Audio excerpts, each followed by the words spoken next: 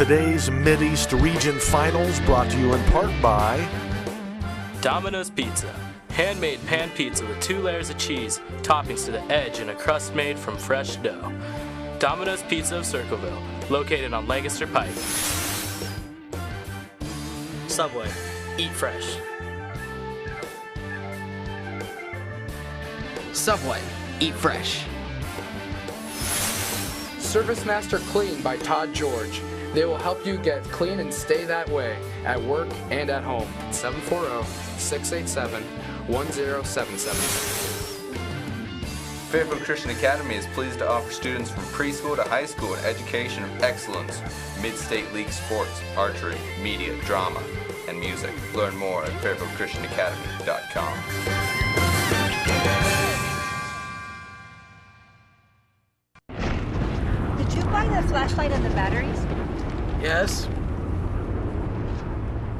Did you make sure we're not missing anything in the first aid kit? Yup. Did you go through the plan with the kids again? Yes. The more you prepare today, the more you'll be able to reduce the devastating effects of a tornado, an earthquake, a power outage, or any other disaster. Get a kit, make a plan, be informed. Visit ready.gov.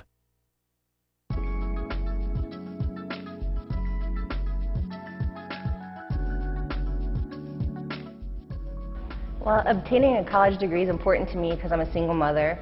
I work full-time and I want a better life for me and my son, and I realize I'm the only one that can do that. I needed the convenience of being able to work full-time, as well as still get my bachelor's degree in psychology, as well as be a part of a family and be a wife. Obtaining a college degree to me means that I can further my career in getting a better job, as well as meeting my end goal, which would be to become a professor someday.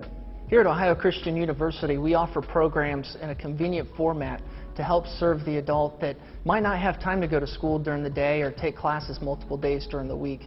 We offer classes one night a week. You take one class at a time, either in an on-site format, or if you prefer online, we offer online classes just the same, one class at a time.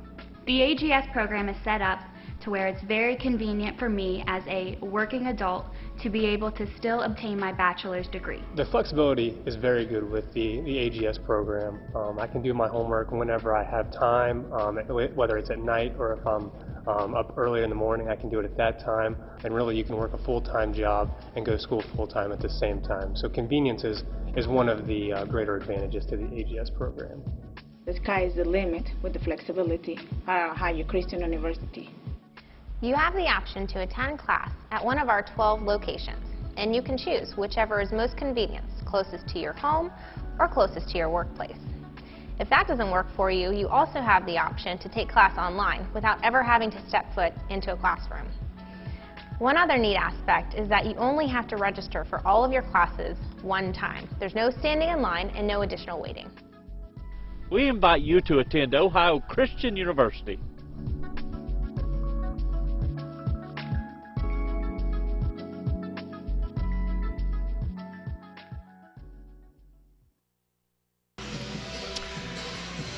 Mideast Region Men's Championship game just about set to get underway. Good afternoon to you, Rick Cooper, the voice of the Mideast Region Tournament. It's great to have you with us here on the OCU Trailblazer Basketball Network. The Trailblazers will try to win their 4th consecutive Mideast Region Championship dating back to 2010. They come in at 23-8, 11-0 in the region. They are a perfect 18-0 overall against NCCAA Division II schools, winning by an average margin of 19.3 points per game. They won yesterday in the nightcap in this building, knocking off number 5 Boyce 100-61. I think there's some Big Ten teams they could have beat last night. I'm kidding, but they shot 75% from the field. They jumped out to a 59-32 advantage. Trey Vaughn, 8 of 11 from three-point range, finishing with 24 points. And Wesley Russell, kind of under the radar screen, only had 9 points, but he dished out 11 assists. And the big statistic with Russell, he had no turnovers. So plus plus 11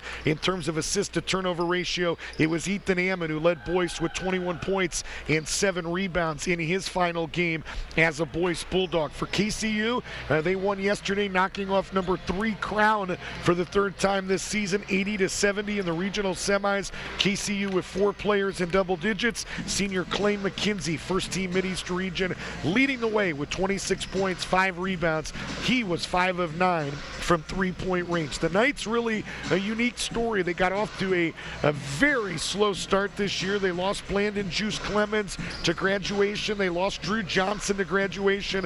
Lots of firepower. Clemens, a first-team All-American a season ago. It looked like it was going to be a down year for KCU, but they have answered of late. Winners of 9 of their last 11 games, and they're 10-2 against NCCAA Division II schools. The only 2 games they've lost are against these Trailblazers that, again, nobody in the NCCAA has been able to beat. So they are hoping to get back on the winning ways in terms of region championships. The last time they won the region was back in 2009. They beat OCU 79-64 when Casey Jones had 21 points and 5 rebounds. Sveta Illich, I love the Illich boys. There were 2 of them, Cheta and Sveta. Sveta had 19 and 6 on that day.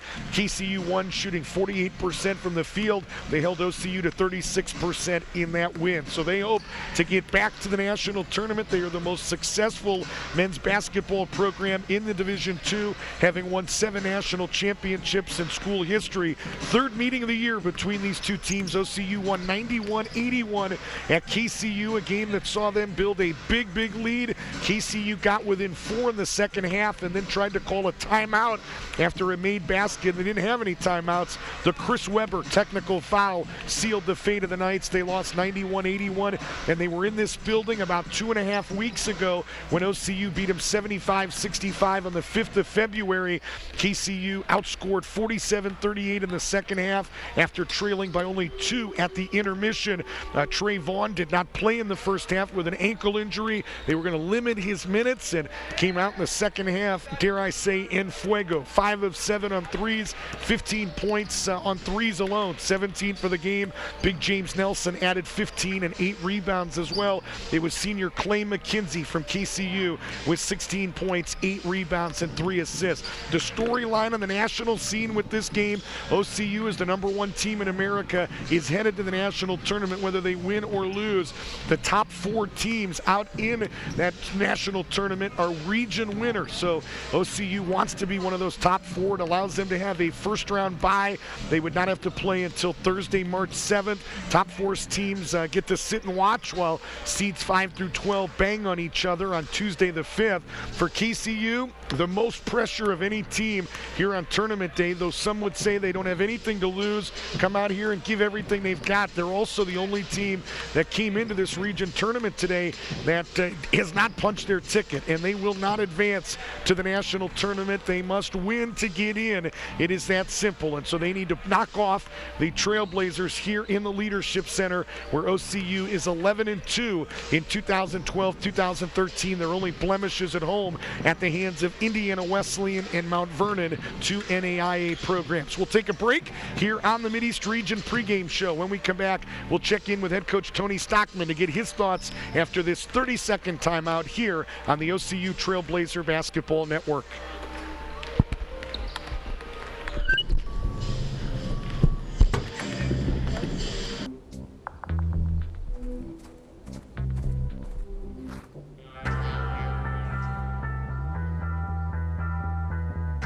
When you throw away money on wasted electricity, you're throwing away everything you could have bought with it. Saving energy saves you money. Learn more at energysavers.gov.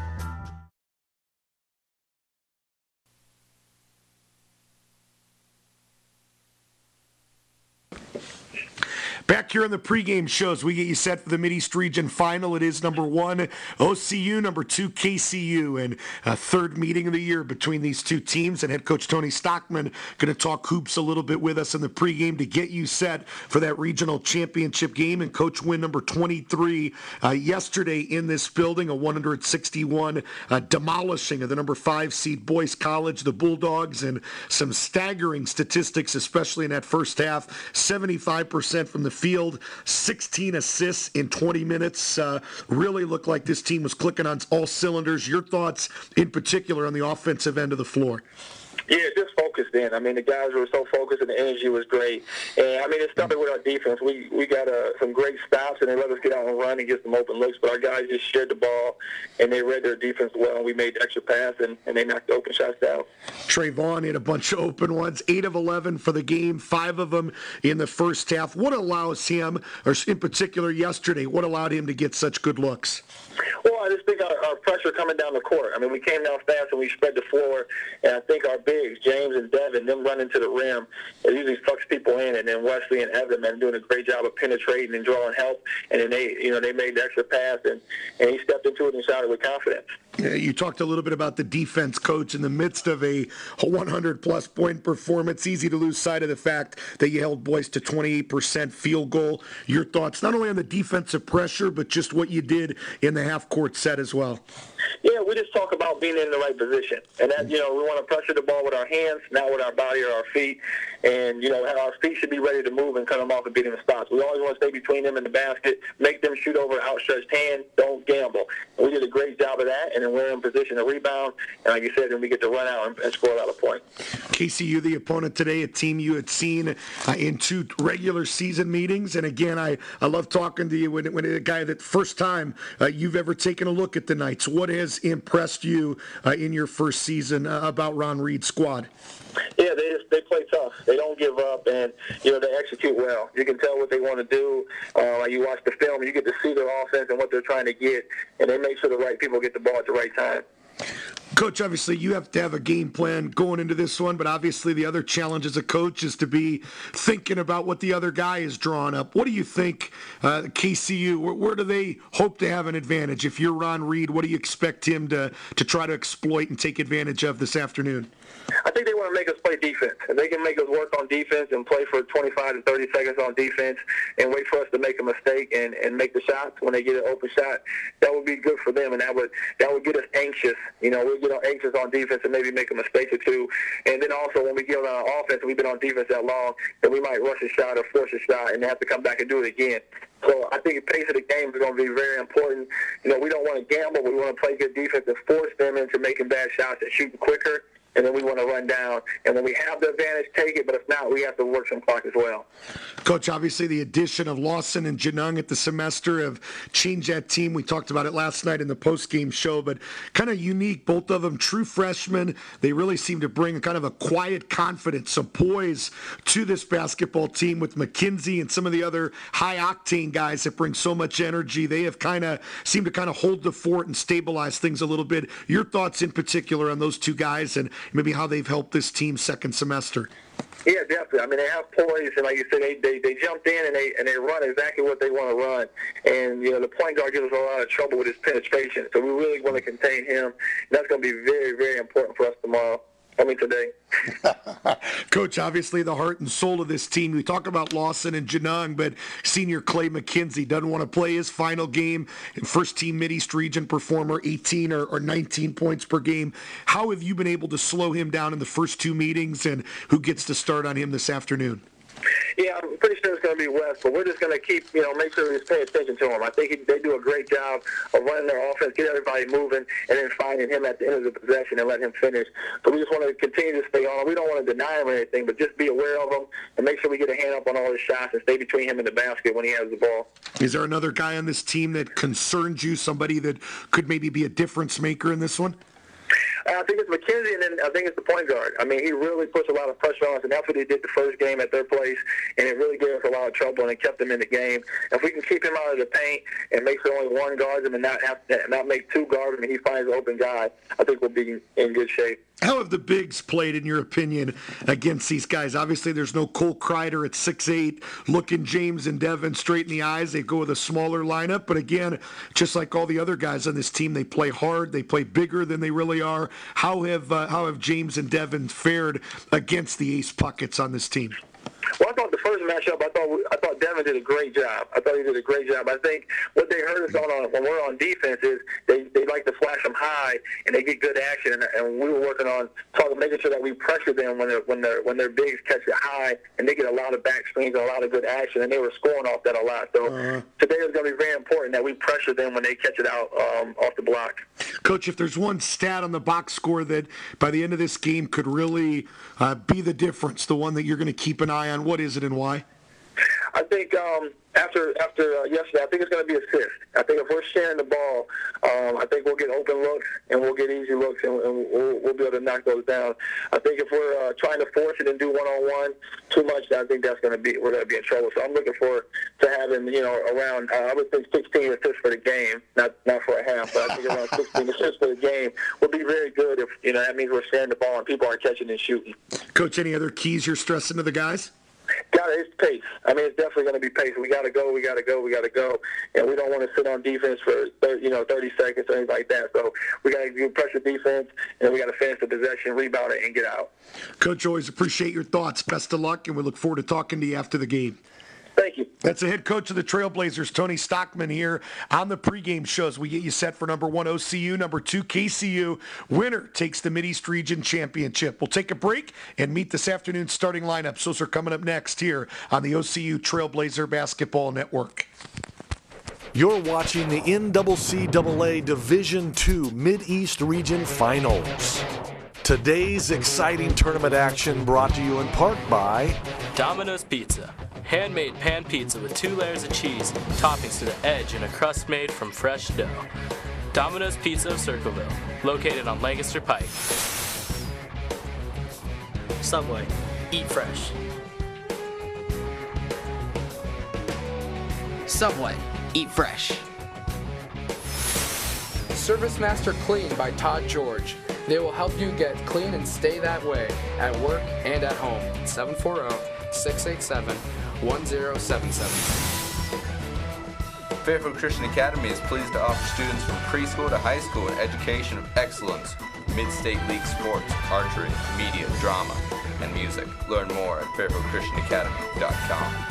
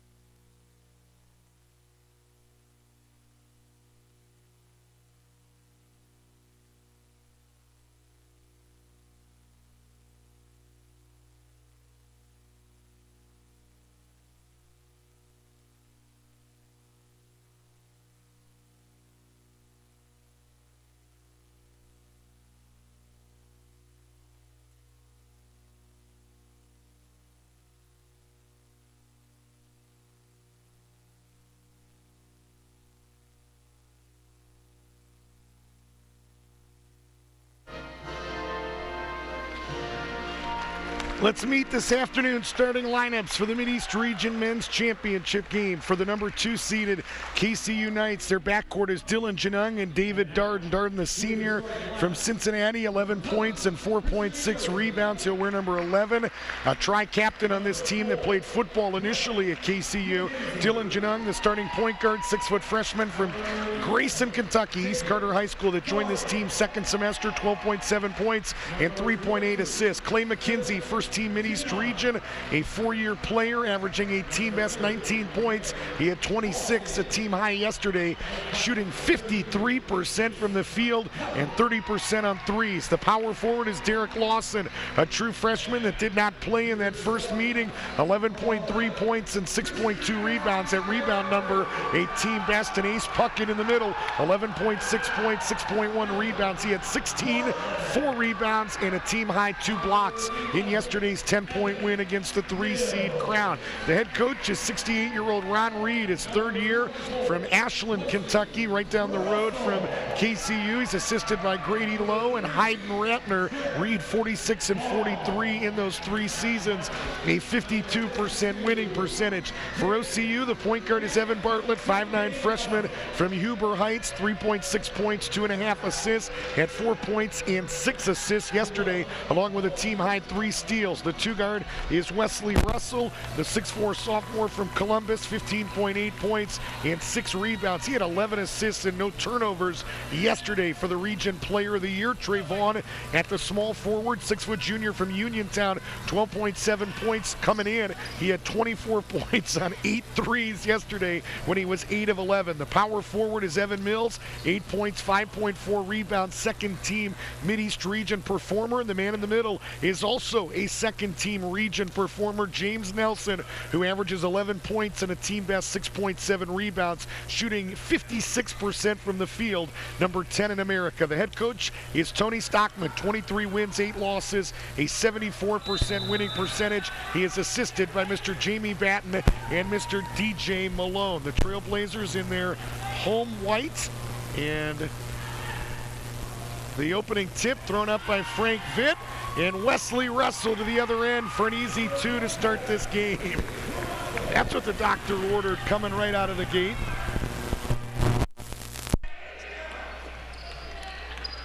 Just underway, Rick Cooper from the Maxwell Leadership Center on the campus of Ohio Christian University.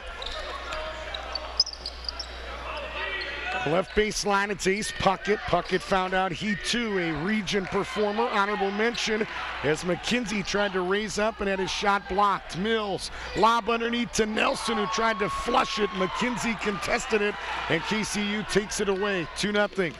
OCU, little stop and start. Janung to Puckett, 10-foot turnaround is right there. First 2 for the honorable mention Mideast Region performer Ace Puckett from Olive Hill, Kentucky. Played his high school basketball at West Carter as Nelson rolls to the rim. No good. Mills tried to tip it. Mills puts it up. He put it in to score the basket, and he was fouled. Foul is going to be charged to David Darden. It's his first and the team first. Bucket is good for 6'4" sophomore Evan Mills. He is a 77% free throw shooter. 3rd best on this team. Trey Vaughn, 93, 37 of 40. Milan Kostov, 2nd at 80%. The free throw no good, but Nelson, an offensive rebound, and he was fouled. And Ron Reed working Ace Puckett right now, who is trying again, undersized, to handle big 6'8" James Nelson. So 2nd foul on the Knights as they charge this one to Puckett. And Nelson to the free throw line where he will shoot 2. The first one is no good. James Nelson, a 61% free throw shooter. Nelson bends the knees and fires and hits. So Nelson splits a pair, and it's 5-2. KCU trailing by 3 with the basketball. 2013 Mideast Region Men's Final, and Chinung at the other end got tied up with Evan Bartlett. They're going to charge a foul to Bartlett, and that is his first and the team first. Referees for today's game, Frank Vitt back. He does some assigning of officials. He also worked that Welch Crown game on Thursday night. John Tipton is the U1 as Derek Lawson caught it and put it in. Tipton, I beg your pardon, worked the 8 p.m. game on Thursday night, and the U2 is Adrian Lawrence. This is his first game working this Mideast Region Championship. Left baseline, it's Nelson. Working against Puckett.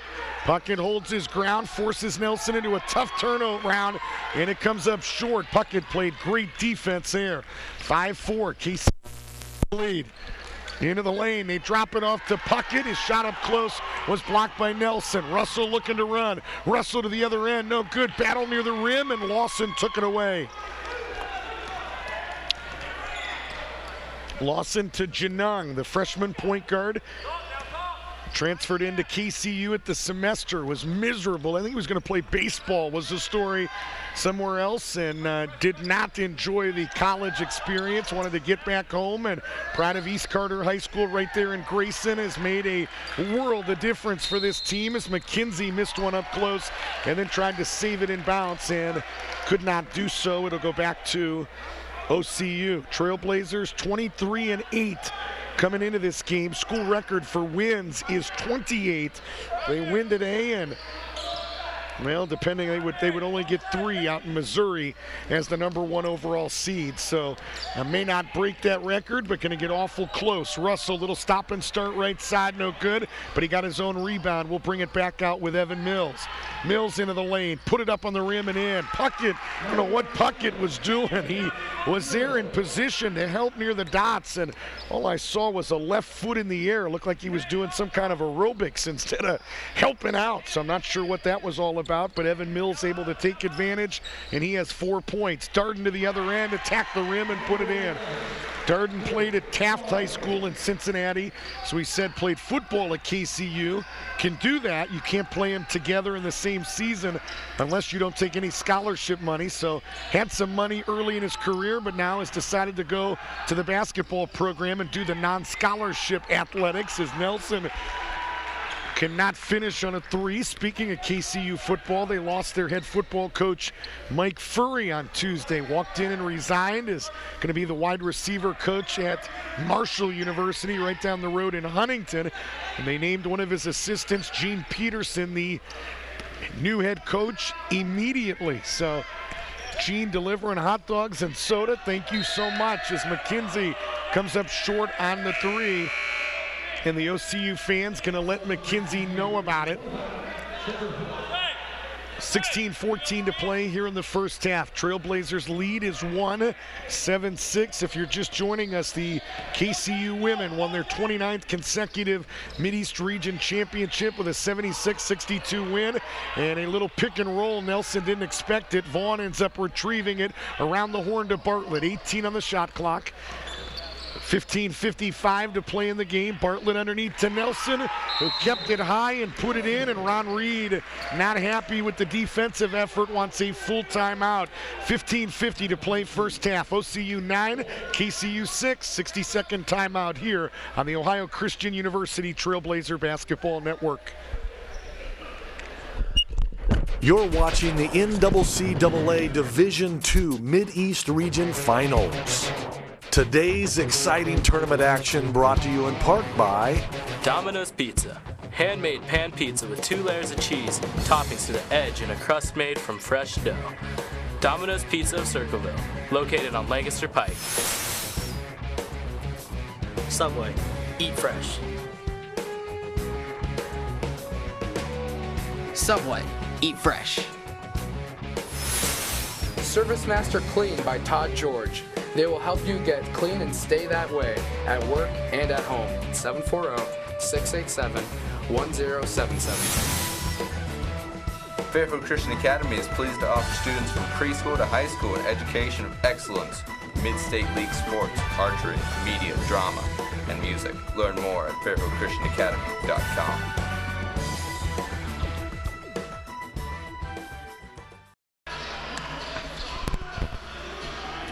Trailblazers lead is 3, 9-6. 15:50 to play in the first half.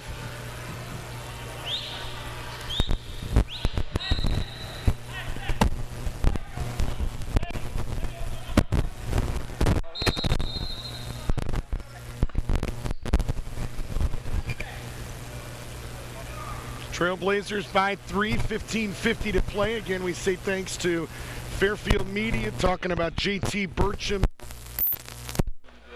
helping us bring these broadcasts to you this weekend. I hope you enjoyed it. We've been here every step of the way. Started with audio-only broadcasts on Thursday night at 6 and 8, and Long day yesterday in this building. Live video for 3 games, and it culminates today with 2 regional championships as Andrew Roberts sealed off Trey Vaughn and connects from the right block. First 2 for Roberts, who did not score yesterday. Had no points, 3 rebounds, and 5 fouls in that semifinal win. Benson at the left block. Little turnaround, put it up high, no good. Russell a tip. Russell a second tip, he put it in.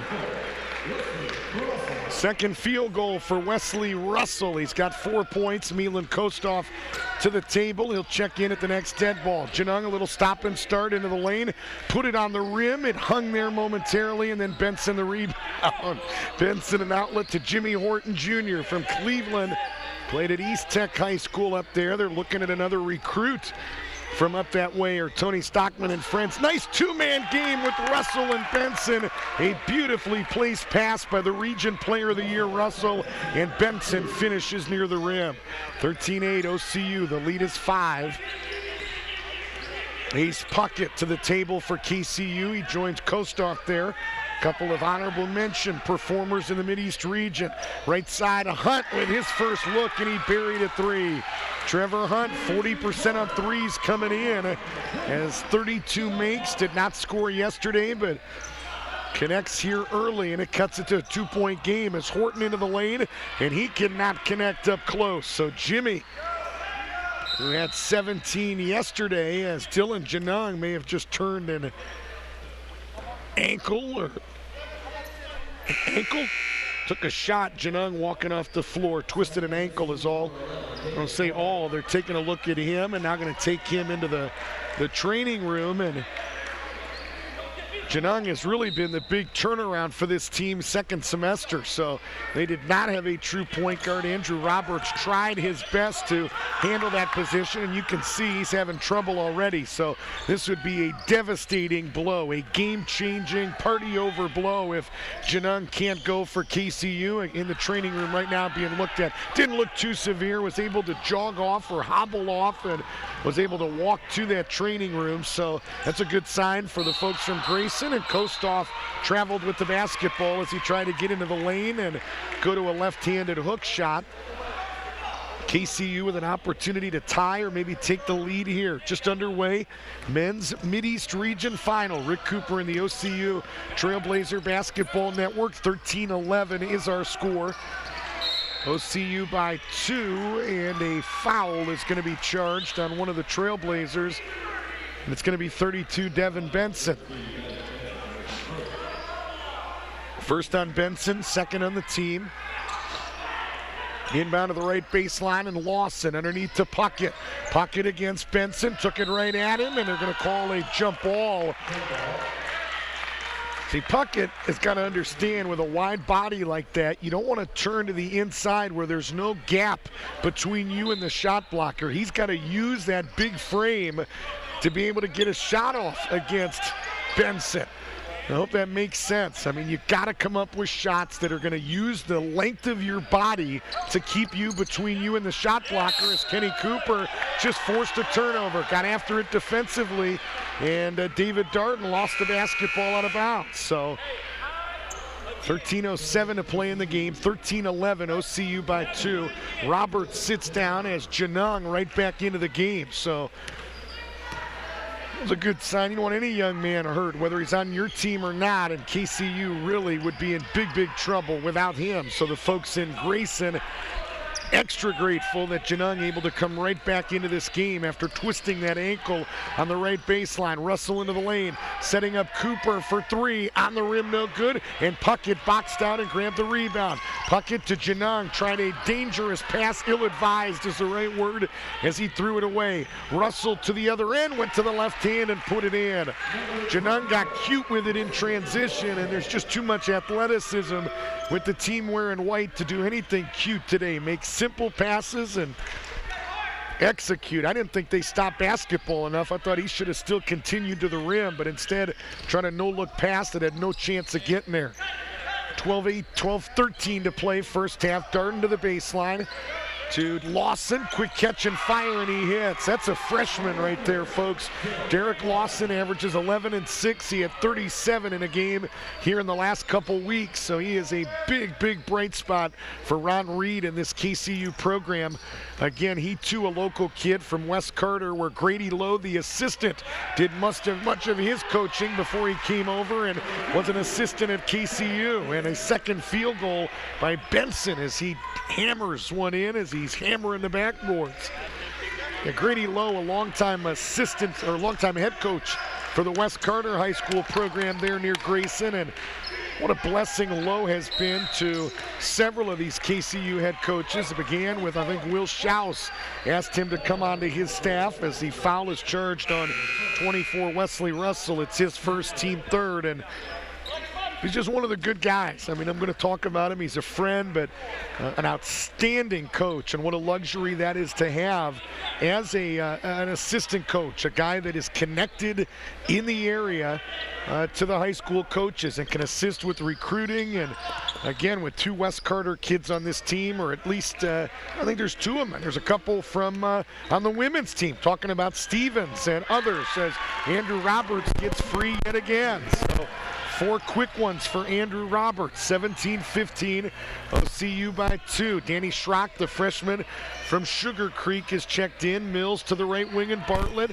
Back to Mills, straightaway 3, bingo! 7 for Evan Mills, 20-15. Just under 11 minutes to play here in the first half, but you need a guy that can assist with recruiting. OCU obviously has that in Jamie Batten, too. One of the best and fighting players. And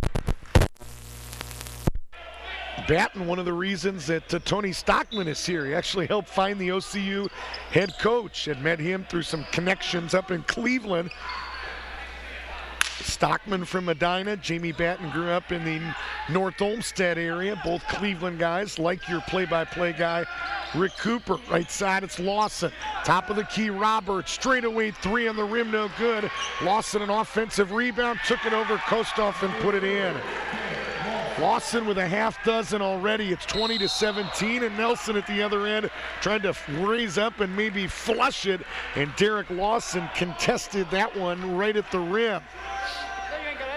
Foul is going to be charged to Lawson. It's his first, team third, and James Nelson, the senior from Dayton, Ohio, will go to the line and shoot 2. If it's your first OCU broadcast that you're tuned in for, I would be a bad broadcaster if I didn't tell the James Nelson story a little bit. Started out on the JV team, started out averaging 2 points and 2 rebounds back in 2010, increased it to 5 and 4 and 11, 8 and 7 a season ago, and now averaging 11 points, 6.7 rebounds, 1.6 blocks, and a 56% field goal percentage. There are a lot of success stories at this level, but I'm not sure any matches the success, the turnaround from James Nelson, who was a project coming in. A lot of credit to a lot of these coaches, as Russell to the other end could not finish, but Trevor Hunt got him in transition, and Russell will go to the line and shoot 2. It's a testimony to Curtis Christopher, Jamie Batten, Tony Stockman, and every assistant coach along the way that has assisted over those last 4 years with James Nelson. And of course, it is a testimony to that young man that stuck with it when things didn't immediately go his way. 10:06 to play, and one more free throw coming up here for James Nelson as play stopped momentarily as the U1, John Tipton, having a discussion with Tony Stockman. Ron Reed wants a part of that discussion. He said, what are we talking about? And John Tipton said, let's play basketball. So second free throw is up and in for James Nelson. Give him a half dozen. It's 23-17. The lead is 6 for OCU. Roberts hands it off to Lawson. Left baseline, Janung. Janung double teamed there momentarily, kicks it back out to Lawson. In a little bit of trouble on the baseline, now establishes himself against Bartlett. Back out to McKenzie. McKenzie double teamed as Nelson jumps out. Right wing Trevor Hunt. Nelson really aggressive on those pick and rolls. Janung into the lane with 2 on the clock. The bucket is good, and he was fouled by Trey Vaughn. You can just see it on the reaction of James Nelson. They played good defense for 34 seconds, and when you do that, you expect to get a stop and a rebound.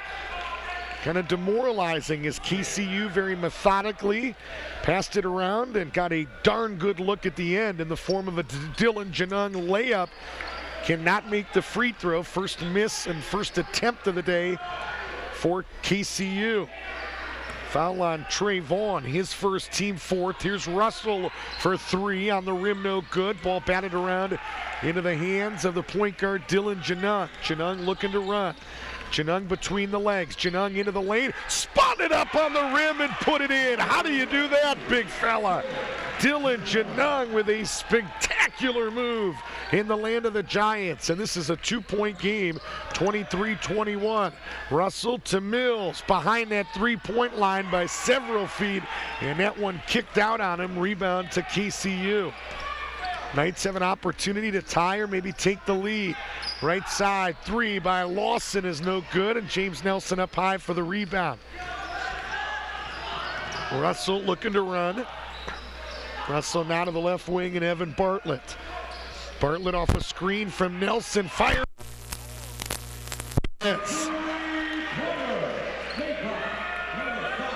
First points of the game from the same high school as Braxton Miller. Evan Bartlett from Huber Heights, Wayne, I can talk. Clay McKenzie has still not scored in this game. Had it there. Roberts now Hunt for three. On the rim, no good. Trey Vaughn, the starting three-man, will grab the defensive rebound. And now Russell puts on the brakes as he's picked up right forecourt by Clay McKenzie. Two first-team region performers going head-to-head right now on your screen on that left wing. Mills got another good look for three. On the rim, no good, and Lawson a defensive rebound. 26-21 as we go under 8 minutes to play here in the first half. Next full timeout, we'll share some of the region awards with you that were given out for the women. We'll also share the region awards that were given out for the men as Russell got the step, went straight to the rim. He's got 8 points in this game, and Ron Reed wants a full timeout here with 7 minutes and 30 seconds to play in the first half, and KCU leading by 7. On the men's side yesterday, OCU sophomore Wesley Russell named the Mideast Region regular season player of the year. The head coach was Ron Reed in his third year from KCU. Got that honor as coach of the year for the first time ever. The first team in the region composed of Nate Humphrey, Clay McKenzie, Ethan Ammon, 3 seniors. Humphrey from Crown College, McKenzie from KCU, Ethan Ammon from Boyce, junior Jake Manning from Welch, their leading scorer, right about 17 a game, and sophomore Ricky Bowen, that is a good-looking sophomore from Johnson University at 27 in this building last weekend, rounds out the first team. Second team is James Nelson, the senior from OCU, Tyler Griffin, the senior from Johnson, junior Kendrick Side, second leading scorer at Welch College, sophomore Eric Farley from Boyce, the Bulldogs. I love the game of that 5'10 guard that is fearless attacking the rim, and junior Trey Vaughn from OCU rounds out the second team. And the honorable mentions, Milan Kostoff and Evan Mills from OCU, Ace Puckett from KCU, Colin Hickman from Crown, and Corey King from Welch. For the women, the first team today, Tanya Bowens, Asia Woodson, Monica Stevens, Shelby Rowe, Kaylee Carter. Second team was Zwick from OCU, Jones from KCU, Maddie Philippi, Johnson's leading scorer, Whitney Moore, Johnson's post player, the starting center that shooting 39% on threes as well, and Olivia Davis, OCU's leading rebounder at nearly 9 a game. Jessica Marshall, Chelsea Black, Tiaja Smith round out the honorable mentions in the region as Clay McKenzie just buried a 3, and he is in the books, and OCU's lead down to 4, 28-24. Ben Billman, Mideast Region Women's Coach of the Year. Didn't announce that. Assuming it's Ron Arnett because he was the winning coach. They have done that on a couple different occasions with the MVP of the region and the Coach of the Year. They have agreed that whoever wins that region championship game gets that award, and so we are speculating that Ron Arnett has won the Mideast Region Coach of the Year. We'll share the tournament team for the women at the next timeout. Underneath Ace Puckett, cross court to Janung. Janung with 6:40 to play. Little give and go underneath to Puckett, who had his shot blocked by Evan Mills, and they're going to get a loose ball foul. And if it's on Ace Puckett, it should be number 2. We'll see who they charge it to. Going to charge it to 13 Roberts instead. It's his first and the team 5th. I'll tell you that women's tournament team right now. Amanda Scheich from Johnson, one of 5 freshmen that started for Doug Carnes. Senior Shelby Rowe at 15 in the second half today. Junior Monica Stevens had 8 points, 13 rebounds, 6 assists. Asia Woodson, the OCU leader in scoring for both of their games. And Tanya Bowens, who exploded for 30 tonight to lead KCU. As Trey Vaughn's 3 is no good, and McKenzie up sky high to grab that defensive rebound. 28-24, 6:12 to play in the half. Roberts got the step on the baseline, double pumped and put it in. He has been much more of a factor here in the first half than he has been in any game that I've seen him. The 2 regular season games with OCU and yesterday when he did not score and committed 5 fouls. Right side, Jimmy Horton's 3 is no good, and McKenzie the defensive rebound. The Knights have an opportunity to tie it or take the lead, and Ron Reed furious as Janung just taken to the ground. Horton to the other end, missed it, but he'll shoot 2, and Ron Reed is very upset. And can I tell you, objectively, I understand why he's upset, because Jimmy Horton committed a foul on Dylan Janung, and Adrian Lawrence kept the whistle in his mouth and didn't blow it. And Ron Reed still giving Adrian Lawrence an earful. And I'll tell you, Mr. Lawrence deserves every ounce of it, because that was a bad missed call. The foul is charged to 33 Ace Puckett. It's his 2nd, team 6th. Jimmy Horton to the line. The first free throw is up and in. You know I call it like I see it. Tell it like it is. If it's a bad call, I don't care who it benefits, who made it, what the situation. And that was a bad call. Ron Reed still working. Adrian Lawrence, 2nd free throw's no good. Rebound, Dylan Janung, 29-26. Off a screen, Janung double teamed. Now triple teamed underneath to Puckett. No good. Janung, or make that Darden, who tried to graze up and tip it in, but could not do it. Nelson with it, underneath Russell, trying to get it to Trey Vaughn, and that ball out of bounds off KCU. 5:17 to play, 29-26. I read Ron Reed's lips there. Telling John Tipton he wants him to watch the hand checking, so not sure what that's all about. Nelson with a screen there. Lob underneath to Cooper, who caught it in midair and put it in. As Andrew Roberts did the unthinkable, lost sight of his man, had his eye on the basketball, or let me start over. Lost sight of the basketball, had an eye on his man, but did not see what was coming. At the other end, Russell could not handle it, and it goes out of bounds.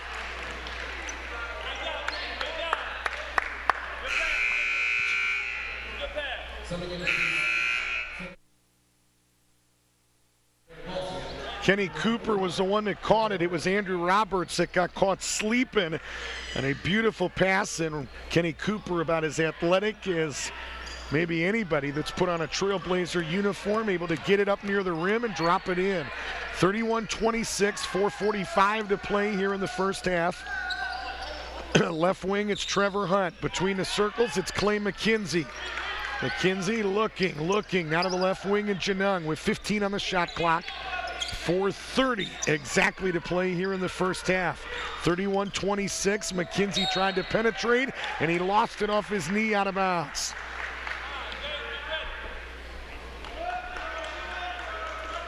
Fairfield Media, the OCU Trailblazer Basketball Network. My name is Rick Cooper, and I've been here every step of the way. It's great to have you with us here on the Trailblazer Basketball Network. Ross Goodwin, who does not see a whole lot of PT.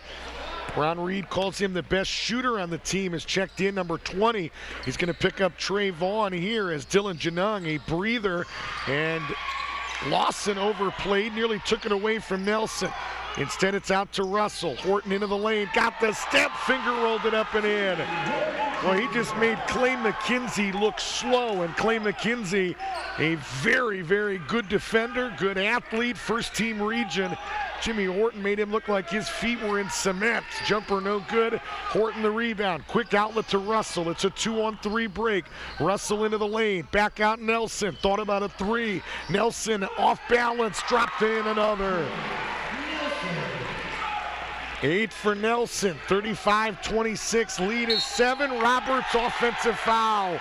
The big fella, James Nelson, waiting outside of the dots, and Dylan Janung may have gotten to sit down and take a sip of a glass of water, and that's about it. He is immediately back in this game. Darden is in as well, as Roberts will sit down and Goodwin in. I'll make that Hunt will sit down. Goodwin will stay. I was going to say that young man may have been in for about 12 seconds, but Ron Reed going to stay with Goodwin, and it's going to be Trevor Hunt that sits down. So it is Goodwin, McKenzie, Janung, Lawson, and Darden on the floor for KCU. Trayvon off a screen, hits a three.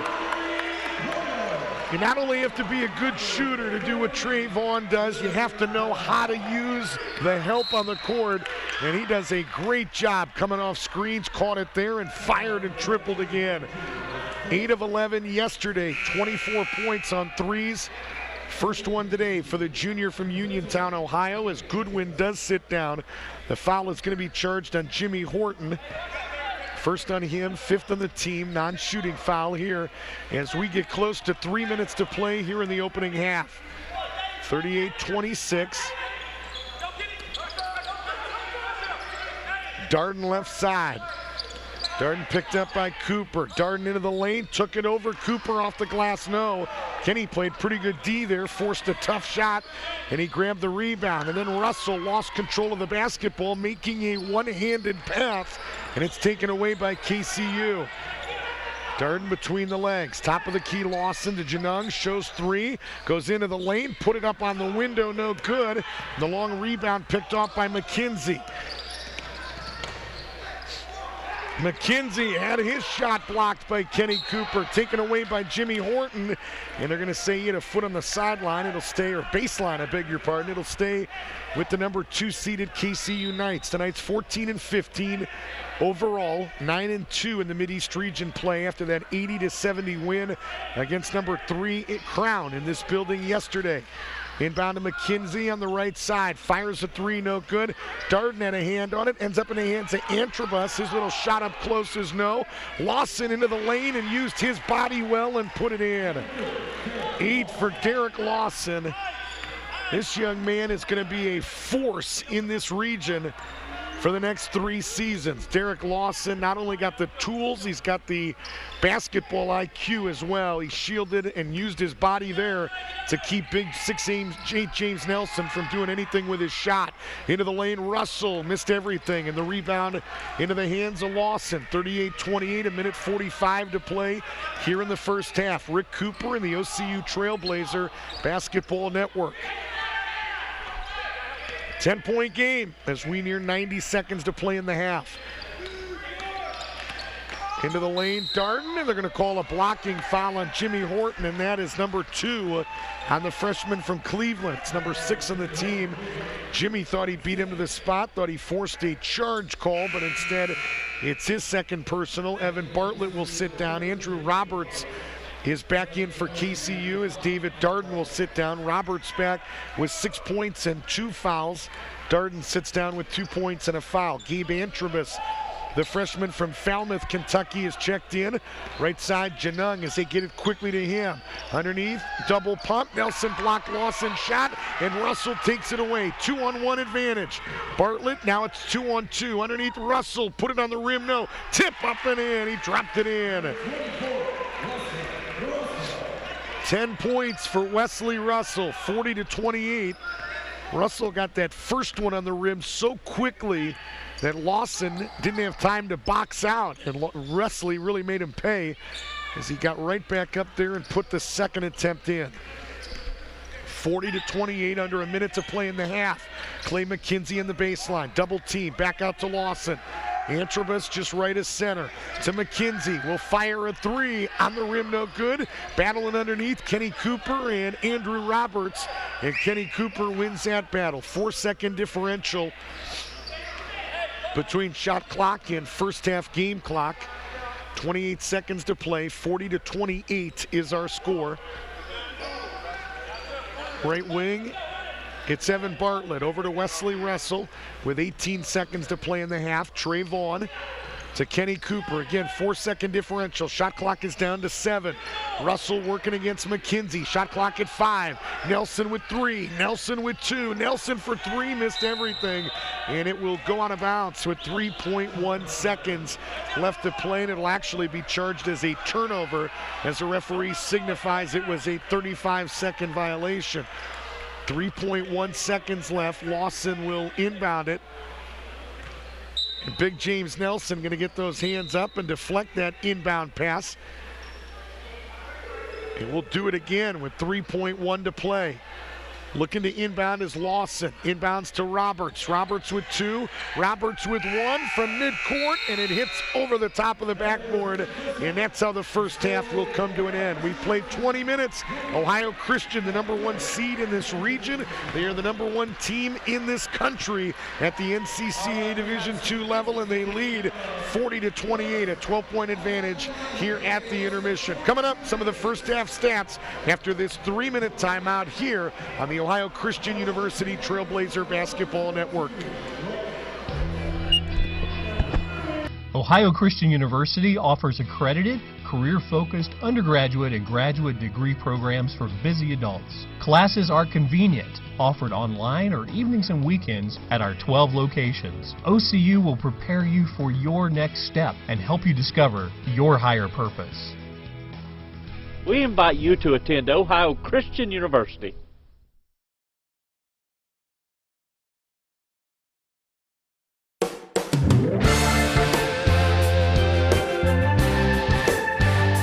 Today's Mideast Region Finals brought to you in part by Domino's Pizza. Handmade pan pizza with 2 layers of cheese, toppings to the edge, and a crust made from fresh dough. Domino's Pizza of Circleville, located on Lancaster Pike. Subway, eat fresh. Subway, eat fresh.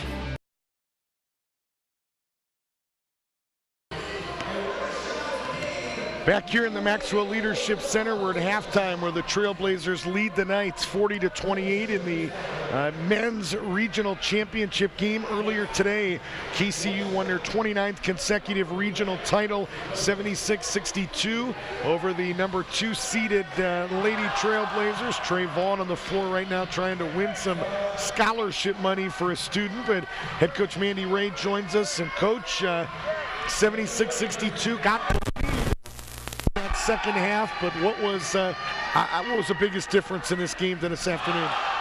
I think the biggest difference was the battle on the boards. I thought, in the first half especially, they just dominated on the boards, and we had talked beforehand and, emphasized all week about how rebounding was going to be key, and whoever could win on the boards would probably win the game. And, we forced more turnovers than we committed, and we did fight back, and we showed heart in that, but sure, just overall we didn't get it done on the boards. We gave up too many second chances. We played decent defense and then give up 2 or 3 chances before they would score when they did miss. I mean, I thought they shot really well from the 3, and but I think rebounding was the biggest difference. Sure.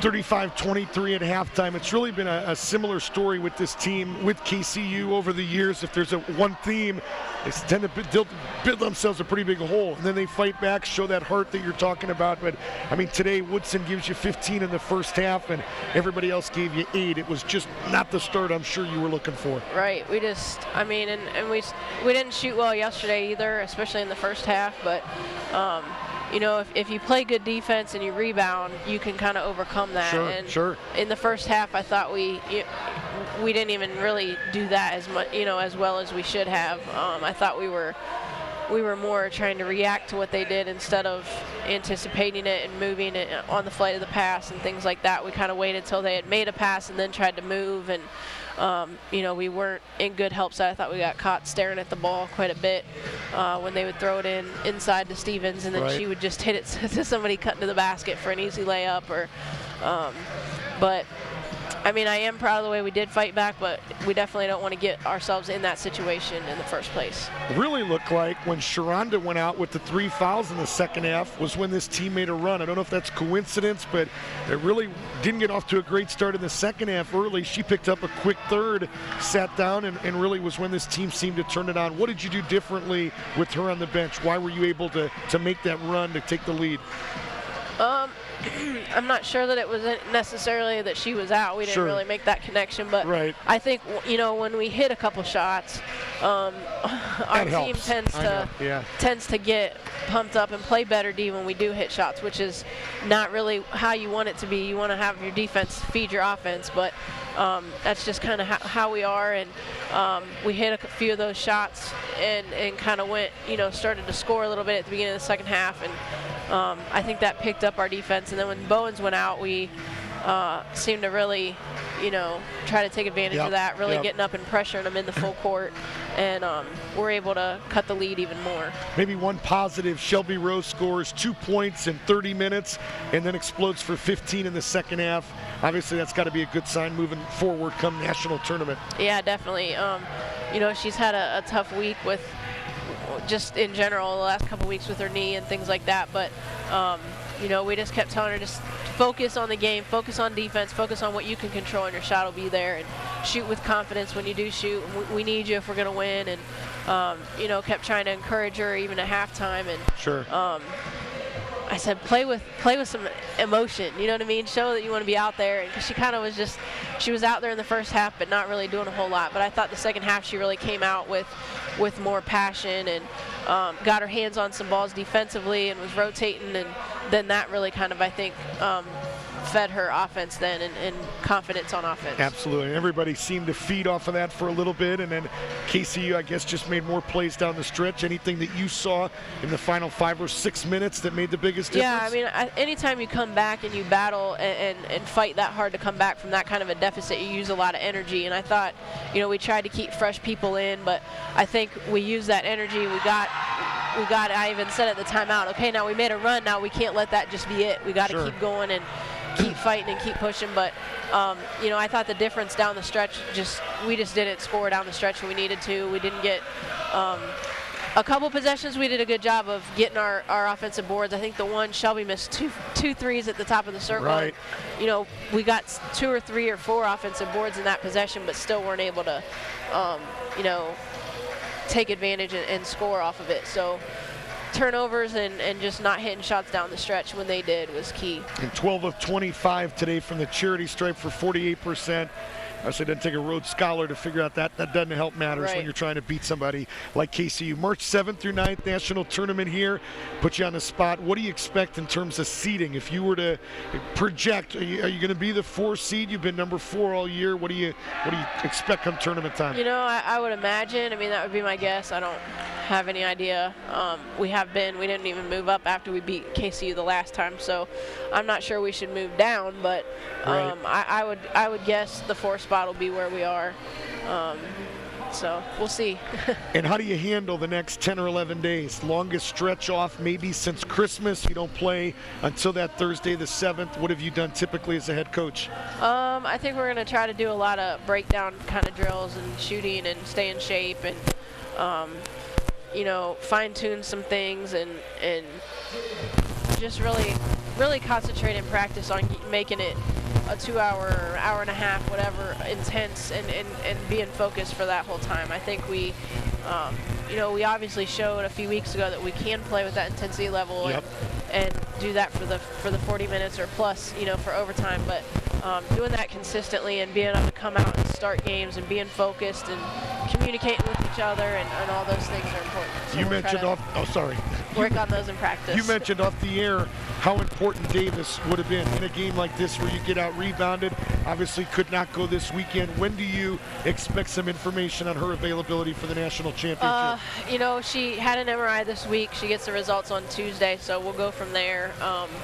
You know, she and her parents seem optimistic, and you know, but we don't know even if she is able to play what kind of, you know what I mean? Sure. I mean, playing inside like that, you gotta have good knees and be able to push around and battle. And but yeah, I mean, I think, you know, the first game against them we didn't have Kara. Now this game we didn't have Olivia. You take away, you know, you take away one of their Stevens or Sharonda, and I think it would be a different game. Big difference. Yep.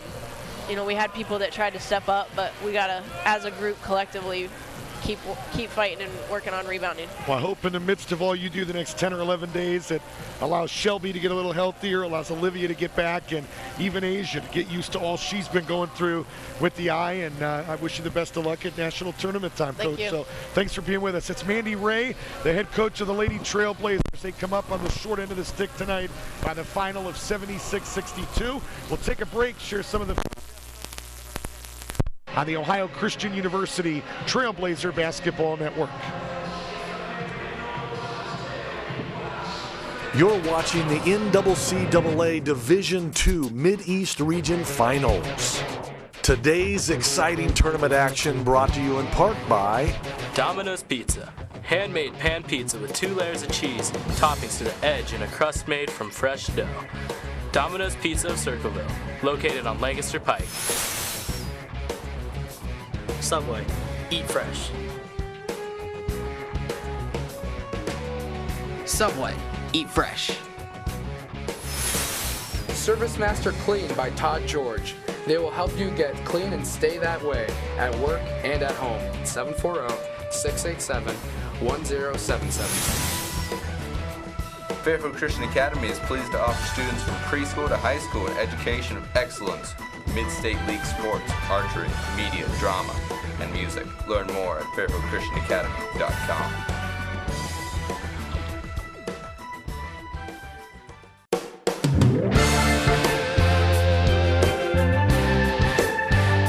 Today's Mideast Region Finals brought to you in part by Domino's Pizza. Handmade pan pizza with 2 layers of cheese, toppings to the edge, and a crust made from fresh dough. Domino's Pizza of Circleville, located on Lancaster Pike. Subway, eat fresh. Subway, eat fresh. Service Master Clean by Todd George. They will help you get clean and stay that way at work and at home. 740-687-1077. Fairfield Christian Academy is pleased to offer students from preschool to high school an education of excellence, mid-state league sports, archery, media, drama, and music. Learn more at fairfieldchristianacademy.com.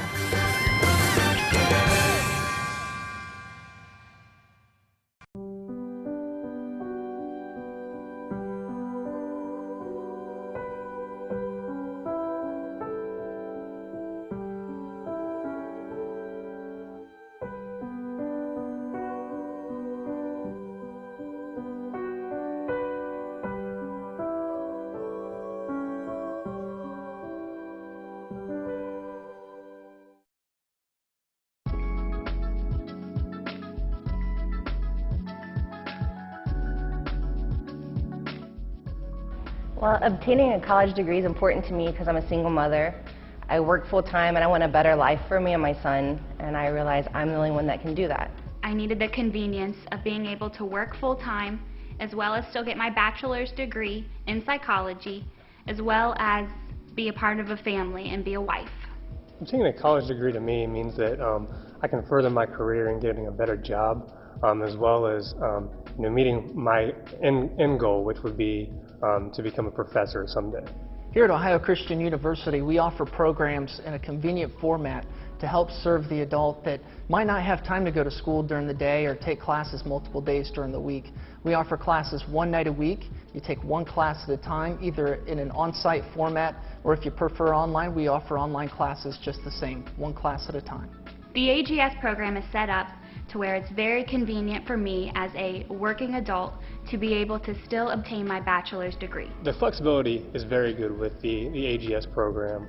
I can do my homework whenever I have time, whether it's at night or if I'm up early in the morning, I can do it at that time. And really, you can work a full-time job and go to school full-time at the same time. So convenience is one of the greater advantages to the AGS program. The sky is the limit with the flexibility at Ohio Christian University. You have the option to attend class at one of our 12 locations, and you can choose whichever is most convenient, closest to your home or closest to your workplace. If that doesn't work for you, you also have the option to take class online without ever having to step foot into a classroom. One other neat aspect is that you only have to register for all of your classes one time. There's no standing in line and no additional waiting. We invite you to attend Ohio Christian University.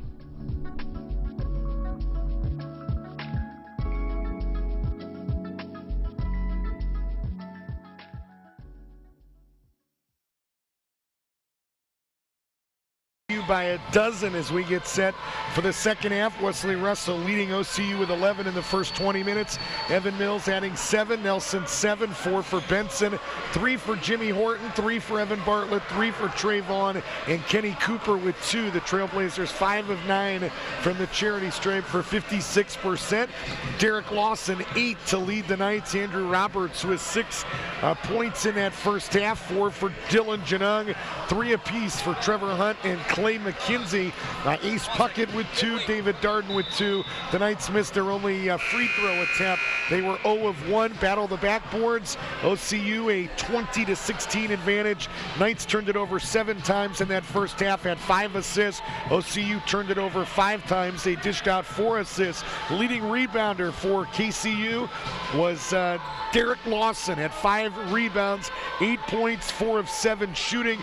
Leading rebounder for OCU was Wesley Russell, has 11 points, 6 rebounds, 3 turnovers on 5 of 10 shooting. Played 19 minutes in that first half. Leading assist man, by the way, Bartlett and Horton with 2 assists apiece. In terms of foul trouble, Jimmy Horton with 2, Andrew Roberts and Ace Puckett with 2 apiece for the 2-seeded KCU Knights. Regional championship will be handed out in 20 minutes. We're just underway here in the second half. Rick Cooper, Fairfield Media, and the OCU Trailblazer Basketball Network. It is wonderful to have you on a nice afternoon here in Central Ohio, as Ace Puckett may have just picked up his 3rd here, 23 seconds into the second half. He's guilty of a hold as Nelson tried to bring it in near the free throw line. It's number 3 on Puckett, and it's number 1 here on KCU.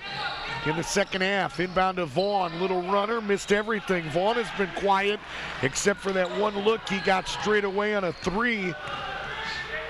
Has not been much of a factor in this game. How many shots? He only had 2 attempts in that first half, made 1 of 2. So OCU, I'm sure, would like to get him going a little bit. Clay McKenzie, very quiet on the KCU side of things. Only 1 of 8 in that first half. 1 of 6 on 3s underneath Puckett. Shot near the rim, no good. Tip, no good by Puckett. And ball went out of bounds off Evan Mills as they were banging. It'll stay with KCU. Knights trail by a dozen. Looking to inbound is Ace Puckett. Does so to Lawson. Lawson into the lane, used his body, could not finish. Power dribble, took it up again, and Nelson blocked his shot. Taken away by Russell. 1-on-1 against Janung, to the rim and up and in. 13 for Wesley Russell. 42-28, the lead is 14 with 18:45 to play in the game. Janung to the right wing and Derek Lawson. McKenzie just left of center. Dribbles to the middle of the floor and drops it off for the senior David Darden. A little stop and start. The athletic Darden to the rim but could not finish. There's a couple Trailblazers there to contest. Russell into the lane, left hand again. He's just too quick, too athletic, too strong, and Wesley Russell with 15 points has extended this OCU advantage to 16. Ron Reed, a timeout. It is a 30. We'll keep it right here.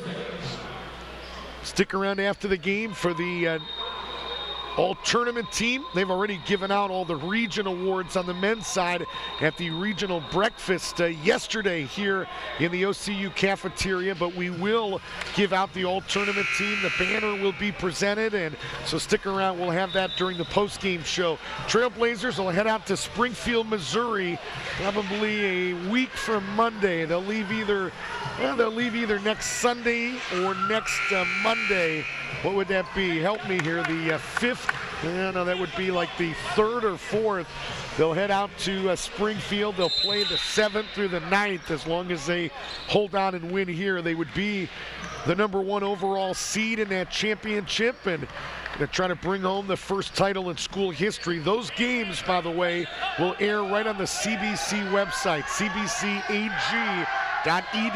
So the watch live link on the OCU website will not work for those national championship broadcasts. Fortunately, there is no charge to watch any of it from Springfield, Missouri, and I will be there to call all of the OCU action. I hope you'll tune in. McKenzie lost it with 3, with 2, with 1, and without a shot clock violation. Russell to the other end for 2 more. 17 for Wesley Russell. Nearly a shot clock violation. In hindsight being 2020, we didn't want the violation as Russell got it and was out in transition. 46-28, all of a sudden this thing is up to 18. Right side McKenzie, no good. Trailblazers on a 6-0 run to start the second half. They have blown this thing open again. It is 18.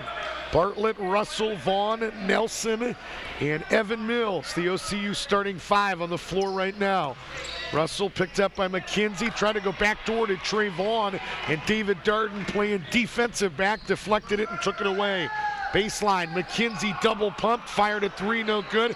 Tip, no good. Battle around the rim, eventually into the hands of Evan Mills. Bartlett to the right wing and Vaughn. Vaughn working right baseline, 10-footer is right there.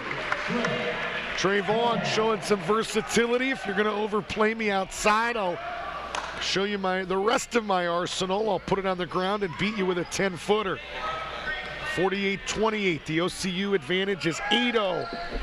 An 8-0 run to take a 20-point lead with 16:20 to play in the game. Left baseline, Janung working that baseline, put it up over Mills, no. Darden an offensive rebound. Darden took his time but could not finish, but he was fouled and he will shoot 2. Going to charge that foul to number 11, Evan Mills. It's his first. Team first here in the second half. David Darden, a tri-captain on this KCU team with Clay McKenzie and Ace Puckett, will step to the line and shoot 2. The first one is no good. Only the second and third field goal attempts for KCU. Benson is back, Cooper is back, Horton is back as Mills, Bartlett, and Nelson sit down.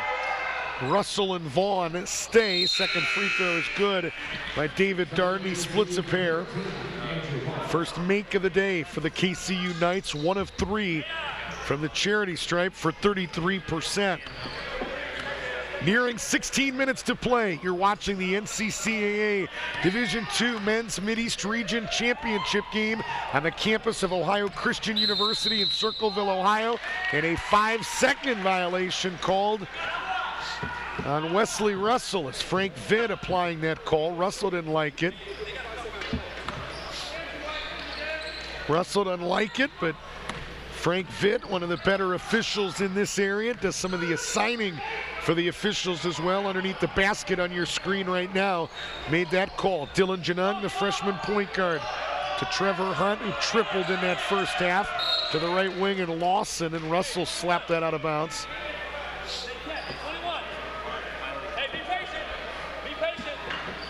It'll stay with KCU, 18 on the shot clock, 15:41 to play, and they immediately double Janung underneath Roberts, who took it up and put it in. Benson tried to contest, but he had to come over and stop the penetration of Janung, and a foul quickly at the other end, and I believe it's going to be on Roberts, and it is. Roberts has just picked up his third. We told you in the pregame, fouled out of yesterday's game, had no points, 3 rebounds, did have a team-high 3 steals before fouling out. Quick inbound to Cooper, raises up, no good. Battle around the rim again into the hands of Trevor Hunt. So KCU with 2 seniors on this team. Talking about Clay McKenzie and David Darden, both on the bench right now as Russell tried to save it in bounds. Good hustle by Wesley to the floor right in front of his head coach, Tony Stockman. He and the basketball on that sideline, so back to KCU, 48-31. Right side, it's Derek Lawson. Around the horn to Roberts, picked up by Trey Vaughn. Right wing, Trevor Hunt. Hunt into the lane, back out to Antrobus for 3, it's right there. Gabe Antrobus, his first points. Vaughn quickly to the other end, but KCU back on transition D. Vaughn fires, no good, and it's everybody wearing black underneath the basket. So KCU has answered the call. They're within 14 on a run of their own. Lawson, free throw line extended, lost his footing and just got it to Antrobus, who tried to spin, and that ain't gonna work in this game. Russell to the other end, double team, back out to Horton, 15-footer is right there. 5 points for Jimmy Horton, a 30-second timeout for Tony Stockman, and may I elaborate on that, you are not gonna be going into the lane and spinning against this Trailblazer defense, and Antrobus is gonna learn that the hard way. You better attack the basket. They do a nice job with the dribble drive, set up shooters on the wing. You start getting cute and turning your back on the defense, and OCU is going to absolutely eat you for lunch. So 50-34, the lead is 16. There's OCU President Mark Smith in the building tonight. Saw Steve Pritchett earlier. His jersey up in the rafters, played here from 79 to 83. Saw Tay Spell in the building, playing some semi-pro basketball right now.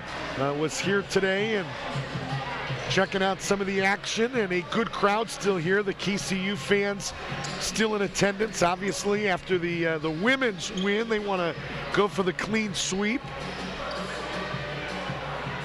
Crown still in attendance. Dwayne Hickman, the region chair on the men's side, will present most of the awards after this game, and so he and his team have stuck around. Johnson women were here for the women's championship. I'm sure Doug Carnes just wanting his team to get a taste of that, as Derek Lawson just hit a 3. He's got 11 in the game, 50-37. Russell to the other end, nobody stopped basketball, and he dropped it in again. I mean, he is as fast as anybody, but he is like a linebacker with his body. Russell played football in high school and was solid. He's so strong and fast, he is a matchup nightmare. 52-37, and a foul is going to be charged to 22, Dylan Janung. First on Janung, third on the team. Here comes Evan Mills. Kenny Cooper will sit down. Mills is back in with 7. Kenny sits down with 2. Benson sits down as well with 4 points. James Nelson back with 7.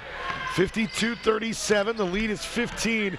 Pretty good matchup here between the quicks of Jimmy Horton and Dylan Janung. Now Russell.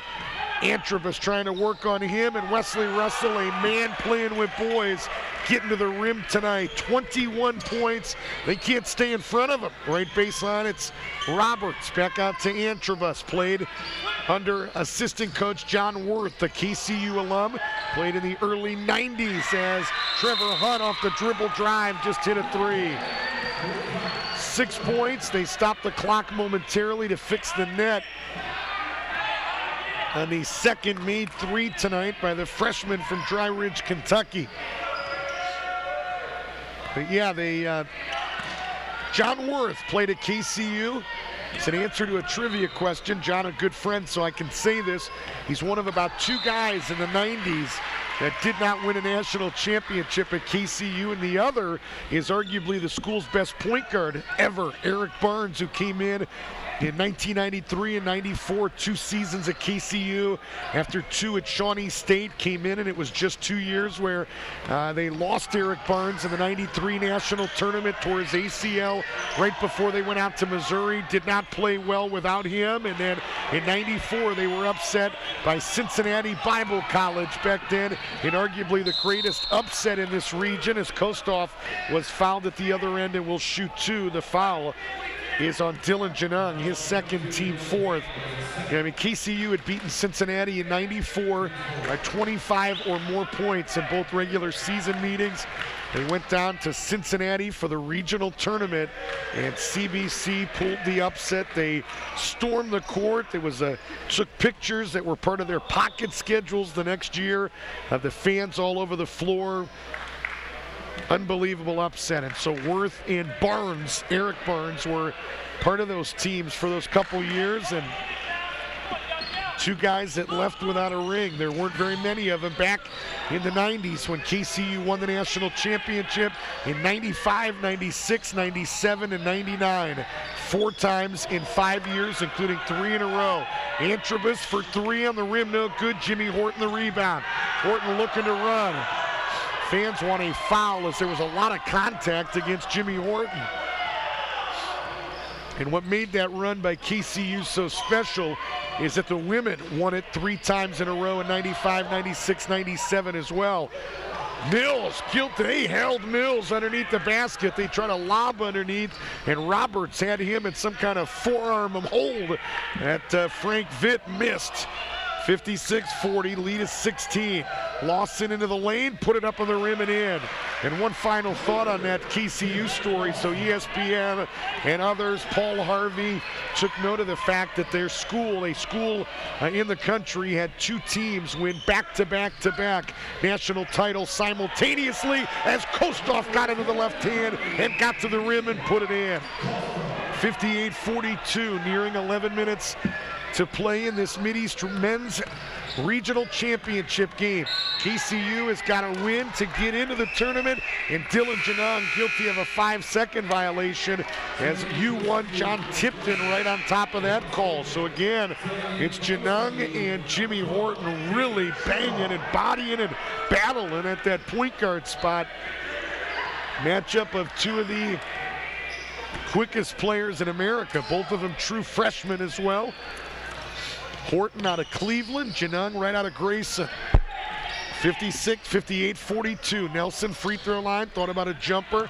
Back out to Horton, lost the basketball. Horton got it back, gonna look to attack. Horton underneath to Mills, 1 dribble into the lane, put it on the rim, no good. And the rebound into the hands of Trevor Hunt. So missed opportunity there. And they threw it away. Goodwin threw it behind Trevor Hunt.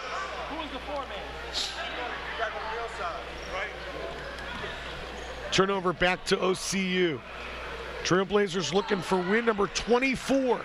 They would go to 12-0 in the Mideast region for the 2nd time in 2 years. First 2 times they have ever been undefeated in this region. Mills underneath against Hunt, got around him, and a blocking foul is going to be called on one of the Knights, and Evan Mills is going to shoot 2. The guilty party is Trevor Hunt. It's his 2nd, team 5th.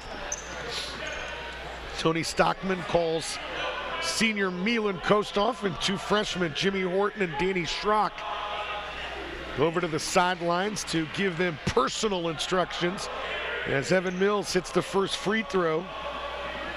We have OCU now 7 of 12 at the charity stripe and make it 8 of 13. I think that 9 of 13, I beg your pardon. Evan Mills with 8. 60-42.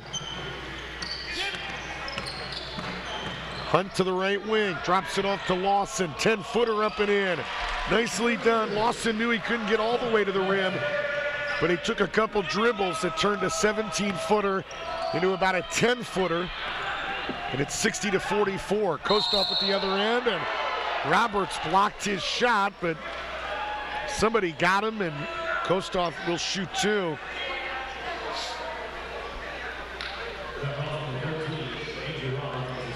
And Roberts has just picked up his 4th foul here with 9:57 to play in the game, and here come 4 starters that have been on the bench for quite some time right now for KCU. First free throw by Kostoff is up and in. Free throws 14 and 15 for the Trailblazers. McKenzie in. Puckett is in. Darden is in. Janung is in. They join Derek Lawson, who has logged some big, big minutes tonight. Second free throw for Kostoff is good again. 62-44. Trailblazers with plenty of breathing room right now, leading by 18. They led by a dozen at the break, 40-28, and away from the basketball, they're going to get a foul on Jimmy Horton again, getting up close and personal with Dylan Janung. They are having a real good battle. Try to watch it. Don't get caught watching the basketball if you can, and watch Horton and Janung a little bit, but you're going to have to wait to do that as Horton sits down, Schrock sits down, and Mills sit down. Nelson, Russell, Cooper, Bartlett, and Kostoff out there for OCU. Left wing, it's McKenzie. Janung working left side. Janung into the lane, put it up, no, but he was fouled again. And Dylan Janung going to go to the free throw line here at the 9:35 mark. And this time it's going to be Evan Bartlett, his second.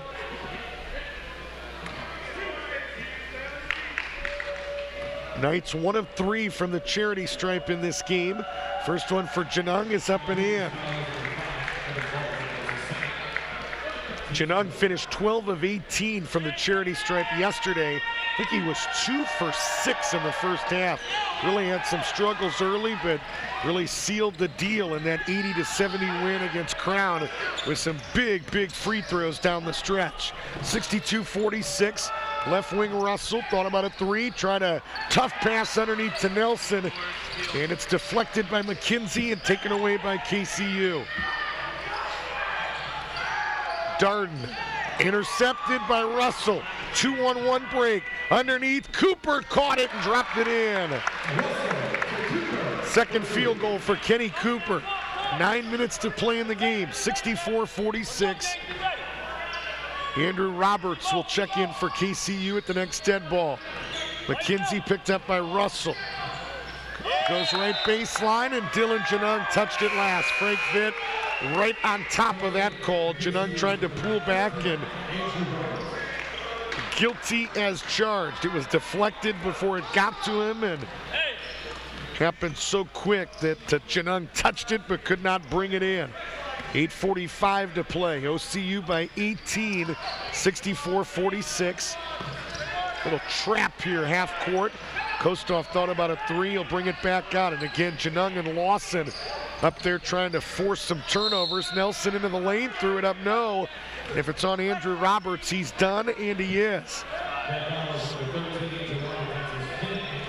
So Andrew Roberts' night is over. He has gotten a maximum. He has committed 10 fouls in 2 games at this Mideast Region Championship. And his tournament is over. The only way his season continues is if KCU can pull out this game and punch their ticket to the national championship. First free throw by James Nelson is up and in.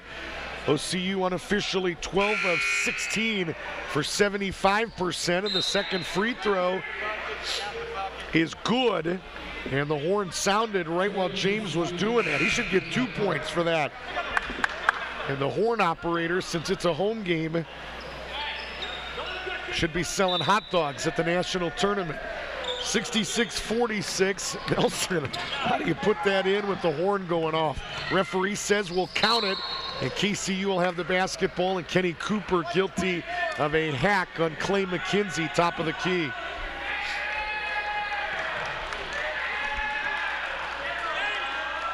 I beg your pardon, they're going to charge that to Wesley Russell, not Cooper.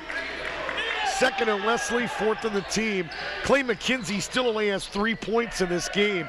He was 1 of what, 7 or 8? We'll get that. blocked out of bounds. He was 1 for 8 in that first half, 1 of 6 on threes. And I'll give you another Phil Simms quote. When he's your leading scorer at 19 a game, you're not going to beat the #1 team in America with him on a 1 for 10 night now with only 3 points. They have got to find a way to get him going, and it better happen pretty quick as the clock becoming a serious factor for KCU. 8:12 to play in the game as Cooper was called for the foul there. For Cooper, it is his first, team 5th, and the first free throw by Derek Lawson is good, working on a 16-point night. Milan Kostov and Wesley Russell sit down as Trey Vaughn and Danny Schrock are back in. Vaughn with 5, Schrock with nothing. Second free throw is good again. So Lawson with 17. And that's the difference between OCU and KCU. You look at a Trey Vaughn, only 5 today, but so many weapons, they can get away with it. Shot by Nelson is blocked by KCU. Janung to the rim at the other end. No. Darden caught it in midair and put it in. 66-50. OCU can have a bad night by one of their superstars. Ron Reed doesn't have that luxury with the personnel he has. 16-point lead and a battle underneath the basket, and they're going to call what? Ron Reed is not happy. I was busy telling that story, and so not sure what's going to happen here. The OCU fans are upset.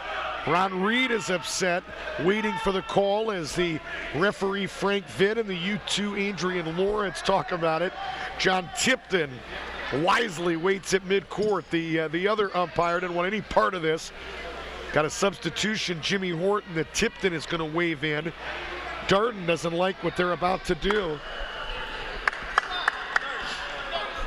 And they are going to grant a timeout to Tony Stockman. He must have called the timeout underneath from the OCU bench. Amidst all of that chaos, it's a 30-second timeout, and we'll keep it right here. This will be our final broadcast of the year with Fairfield Media. Again, I'll be with CBC, the NCCAA Sports Network from Springfield, Missouri, March 7th through the 9th, actually the 5th through the 9th. The men's tournament starts on Tuesday the 5th. We'll have every game for you, completely free of charge. But instead of going to ohiochristian.edu, write this website down. It's cbcag.edu, like CBC, Charlie, Brian, Charlie.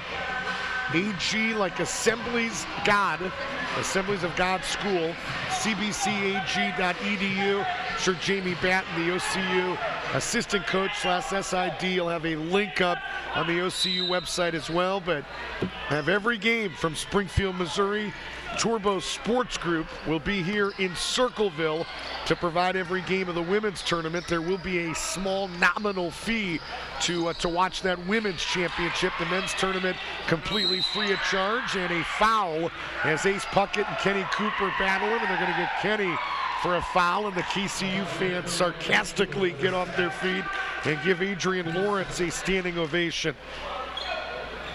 Second foul on Kenny Cooper, 6th in the team. Yeah, there's that lady. Good shot. I missed that, JT, or whoever took a shot. That was the lady that stood up, and a standing O. Apparently has not liked the services of Mr. Lawrence. If it was up to her, he would not get his stipend at the end of the day. 7:15 to play, 66-50. Lawson, right elbow jumper, front of the rim, no good. And it goes out of bounds back to OCU. So it's 16 right now with 7:07 to play in this game. The Knights are a good three-point shooting team as Evan Mills checks back in. 31% on threes. They've made 161 of them. Clay McKenzie averages right around 2.3 a game, and that could help them get back into this game in a hurry. Mills underneath. Darden came over and blocked his shot, and good hustle there by Dylan Janung as he and Jimmy Horton battle as the basketball comes right near us. JT, all I'm worried about is the camera over here. I'll take one for the team, but I'll lose a limb. I'll do whatever it takes. Just don't hurt this this camera that sits in front of us.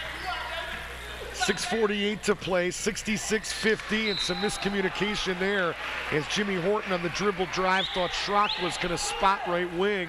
Schrock began working his way to the middle of the floor, and it leads to a turnover.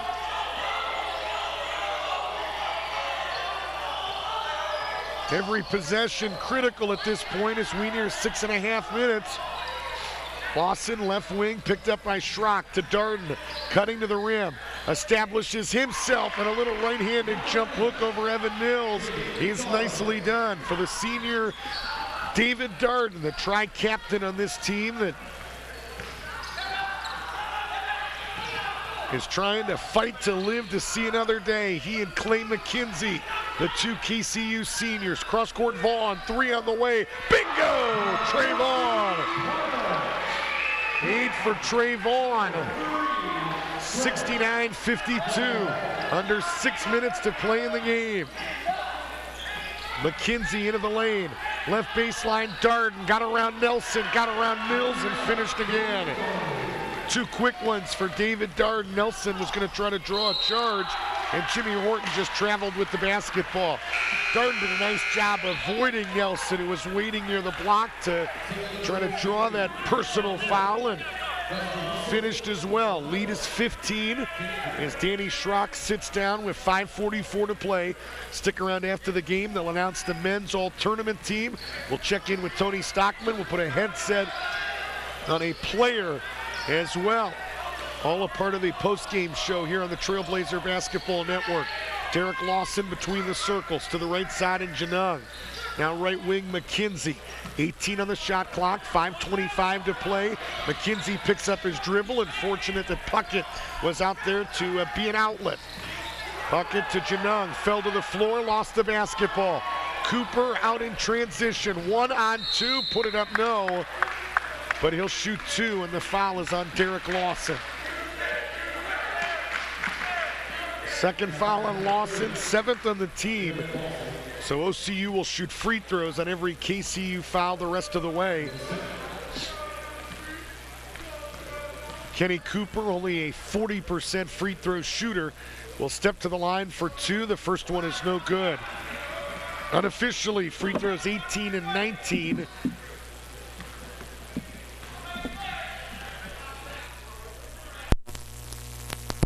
For OCU, and they are now 13 of 19. 69-54, 5:05 to play in the game. Little stop and start. Janung put it up, no. Tip by Puckett is right there. Ace Puckett with 4 points, 69-56. Under 5 minutes to play in the game. Lead is 13. It's the closest it has been in quite some time. Russell underneath Nelson, left block. Working against McKenzie, little jump hook, no. Nelson got it again and put it up and in. And Clay McKenzie, a long stare for Frank Vitt, as if to say, can I get some help? But I'm not sure Nelson committed any kind of violation. McKenzie to the other end, and Kenny Cooper just blocked his shot.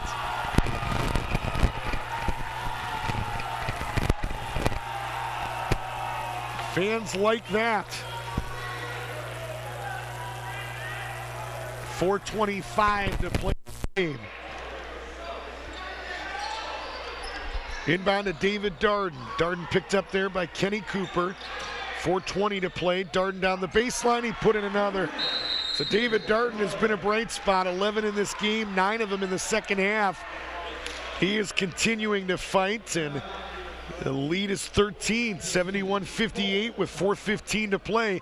The Knights going to try to make a run here late. They trail by 13. You're watching the NCCAA Division II Mideast Region Championship here on the OCU Trailblazer Basketball Network. You're watching the NCCAA Division II Mideast Region Finals. Today's exciting tournament action brought to you in part by Domino's Pizza. Handmade pan pizza with 2 layers of cheese, toppings to the edge, and a crust made from fresh dough. Domino's Pizza of Circleville, located on Lancaster Pike. Subway, eat fresh. Subway, eat fresh. Service Master Clean by Todd George. They will help you get clean and stay that way at work and at home. 740-687-1077. Fairfield Christian Academy is pleased to offer students from preschool to high school an education of excellence, mid-state league sports, archery, media, drama, and music. Learn more at fairfieldchristianacademy.com.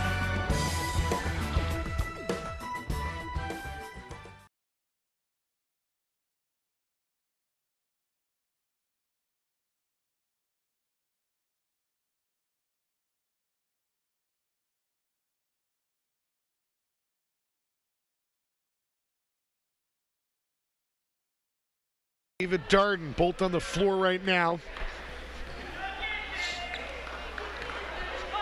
Knights look like they're going to go to a zone here, a little half-court trap at the top of it. Puckett in the middle.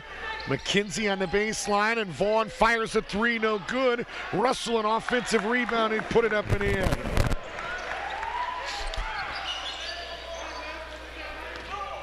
Inbound to Janung, and he and Jimmy Horton reacquaint themselves. Left side, McKenzie just hit a long three. Second three of the game for Clay McKenzie. 73-61, and the Knights again, if you can get a look at it here defensively, a different look here, and like a 1-3-1 with Janung at the top of that, trying to force guys into the corner, and they just drew a charge on Wesley Russell, who used that offhand to create some space and knocked Dylan Janung to the floor. It's his third, team seventh. No free throws on the player control foul. 73-61, 3:20 to play. McKenzie underneath to Darden, who muscled in another one. David Darden has been outstanding around the rim. Hasn't made any big long shots, nothing spectacular, but just solid attacking the basket. He's got 13. Horton into the lane, his shot no good, and he was fouled. I believe it was Puckett that was there to try to provide some help, and it is. Number 4 on Ace Puckett, number 8 on the team. Horton in the act of shooting. He'll get 2 regardless of what he does here in the first. Jimmy Horton, a 59% free throw shooter, and the first one is up and in. Horton with 6 points, 3 in the first, 3 in the second. Second leading scorer last night when he had 17 points on 6 of 7 shooting. The second free throw is good again. Give him 7. The lead back up to a dozen. 75-63. Janung into the lane. A lot of action underneath the basket. Janung took a shot to the mouth or the nose, but no call. Russell to the other end, no look pass, and it's intercepted by McKenzie. It was a good idea as Vaughn was open, but there wasn't enough mustard on it, and Clay McKenzie able to run it down and fires a three, no good. Lawson had a hand on the rebound. It's a fresh 35, 2.5 to play. Lead is a dozen. Darden going to try to work that baseline again, and they're going to call a travel, and the basketball's going to go back to OCU. So big play there. McKenzie gets a 3 attempt. And Darden working at baseline where he has been so effective.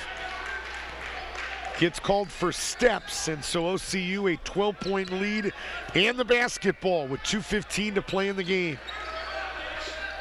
75-63, Trailblazers looking for their 4th consecutive Mideast Region Championship.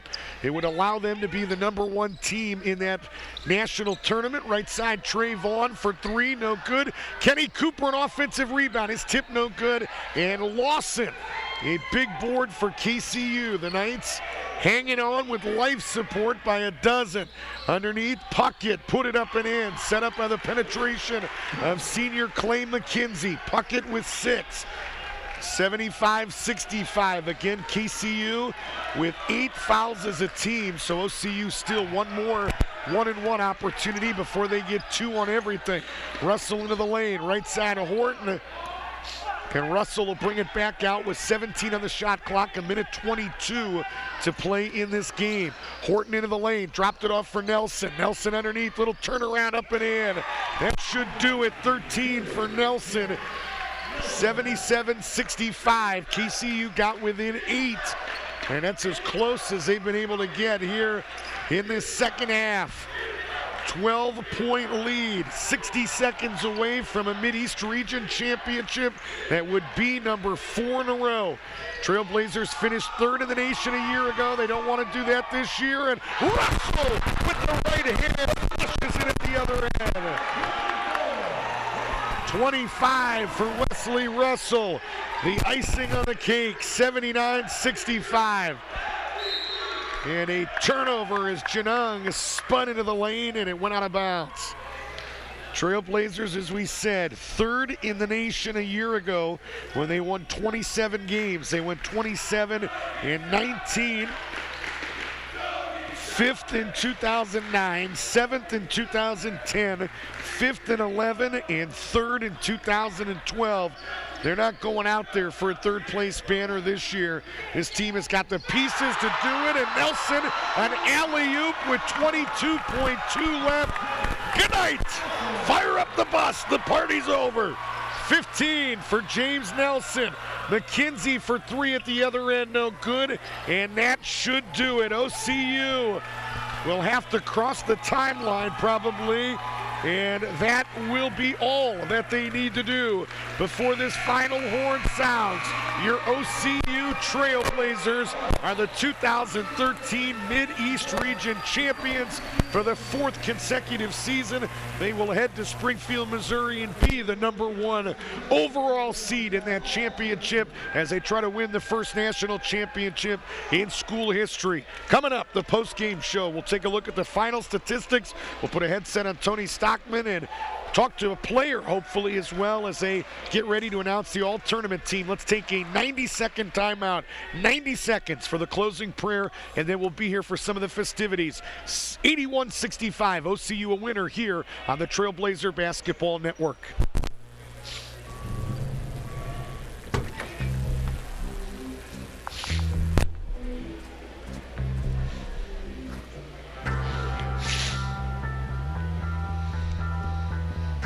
When you throw away money on wasted electricity, you're throwing away everything you could have bought with it. Saving energy saves you money. Learn more at energysavers.gov. Ohio Christian University offers accredited, career-focused undergraduate and graduate degree programs for busy adults. Classes are convenient, offered online or evenings and weekends at our 12 locations. OCU will prepare you for your next step and help you discover your higher purpose. We invite you to attend Ohio Christian University.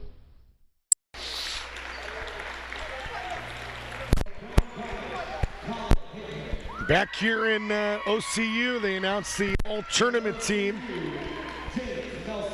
Big James Nelson recognized as part of that team. Clay McKenzie recognized. Trey Vaughn, 8 of 11 yesterday. And the MVP of this tournament is Wesley Russell. He was named the Mideast Region Player of the Year yesterday and gets the MVP of this tournament today.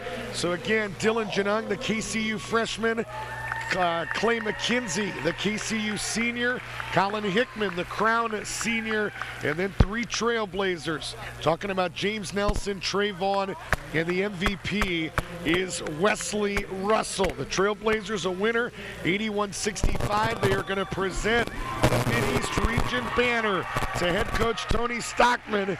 Only in his first season. Looks like he's been doing this a while. 24 wins and only 8 losses here in 2012, 2013. The Trailblazers are going to head to Missouri, having won 18 of their last 19 games.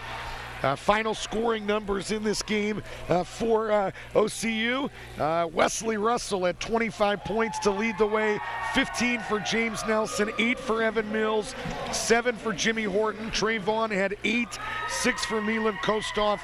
Kenny Cooper and Devin Benson added 4 apiece, 3 for Evan Bartlett. Trailblazers 15 of 21 from the charity stripe for 71%, and that banner looks gonna look good here in the Maxwell Leadership Fellowship Center. President Mark Smith over to congratulate the troops, Jamie Batten and the Trailblazers. I know they've got unfinished business, but I imagine the Nets will come down here maybe. Maybe they won't. Maybe they'll say the only net cutting we're going to do is in Springfield, Missouri. But for KCU, final scoring numbers, 17 for Derek Lawson to lead the way. David Darden had 13. They were the only Knights in double digits. Andrew Roberts had 8 before fouling out with 8:30 to play in the game. 6 for Ace Puckett, 6 for Trevor Hunt, 6 for Dylan Janung, and 6 for Clay McKenzie. Gabe Antrobus added 3. The Knights were only 5 of 7 from the charity stripe in this game for 71%. And Clay McKenzie, I mean, it is a storyline.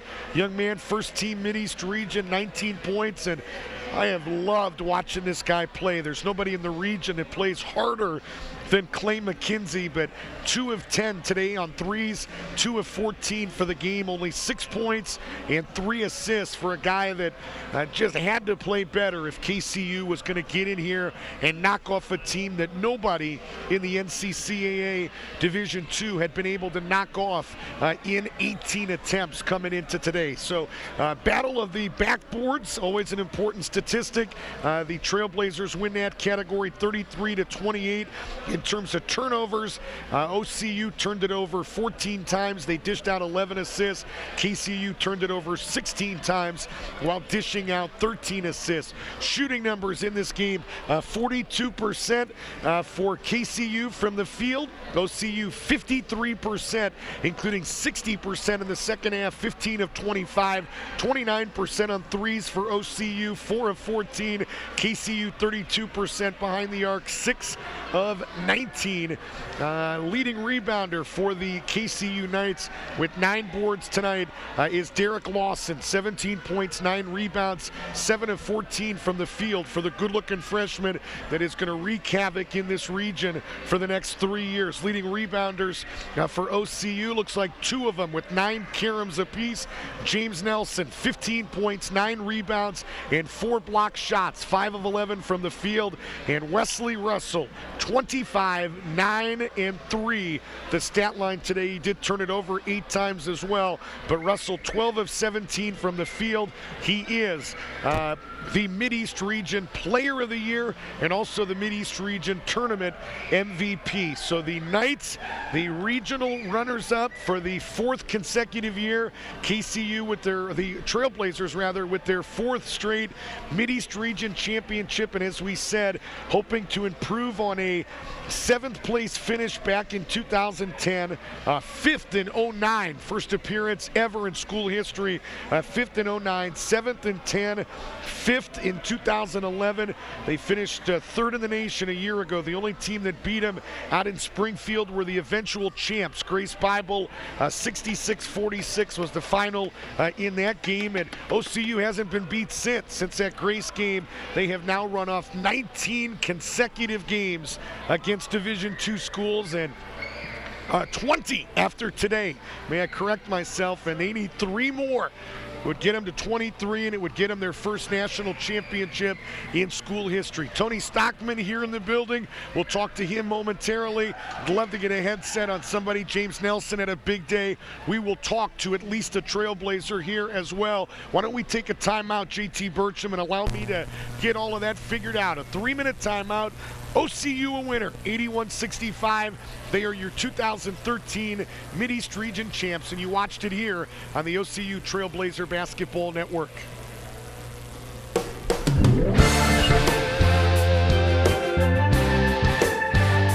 Today's Mideast Region Finals brought to you in part by Domino's Pizza.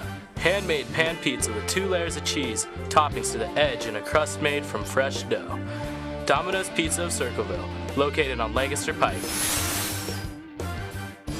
Subway, eat fresh. Subway, eat fresh. Service Master Clean by Todd George.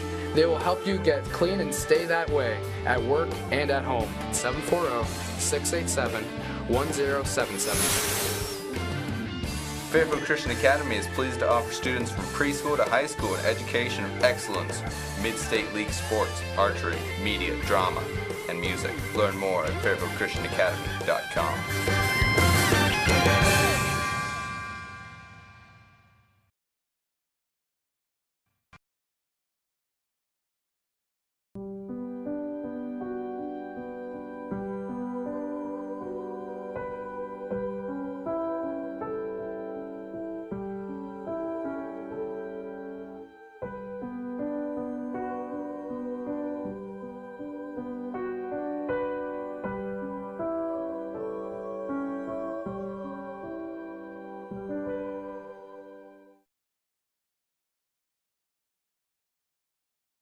Rick Cooper back here in the Maxwell Leadership Center with OCU head coach Tony Stockman. The Trailblazers have just won their 4th straight Mideast Region Championship. They win tonight by the final of 81-65. It was a 12-point game at the intermission, and they outscored KCU 41-37 in the second half. And coach, it was a battle. I mean, one thing about KCU, a championship program, arguably the best, most successful program at this level ever. They're going to play for 40 minutes. Your thoughts on the win and the Knights? Yeah, they definitely did. They definitely did. They made it tough on us. And like we talked about before, man, they just, you know, they're very well coached.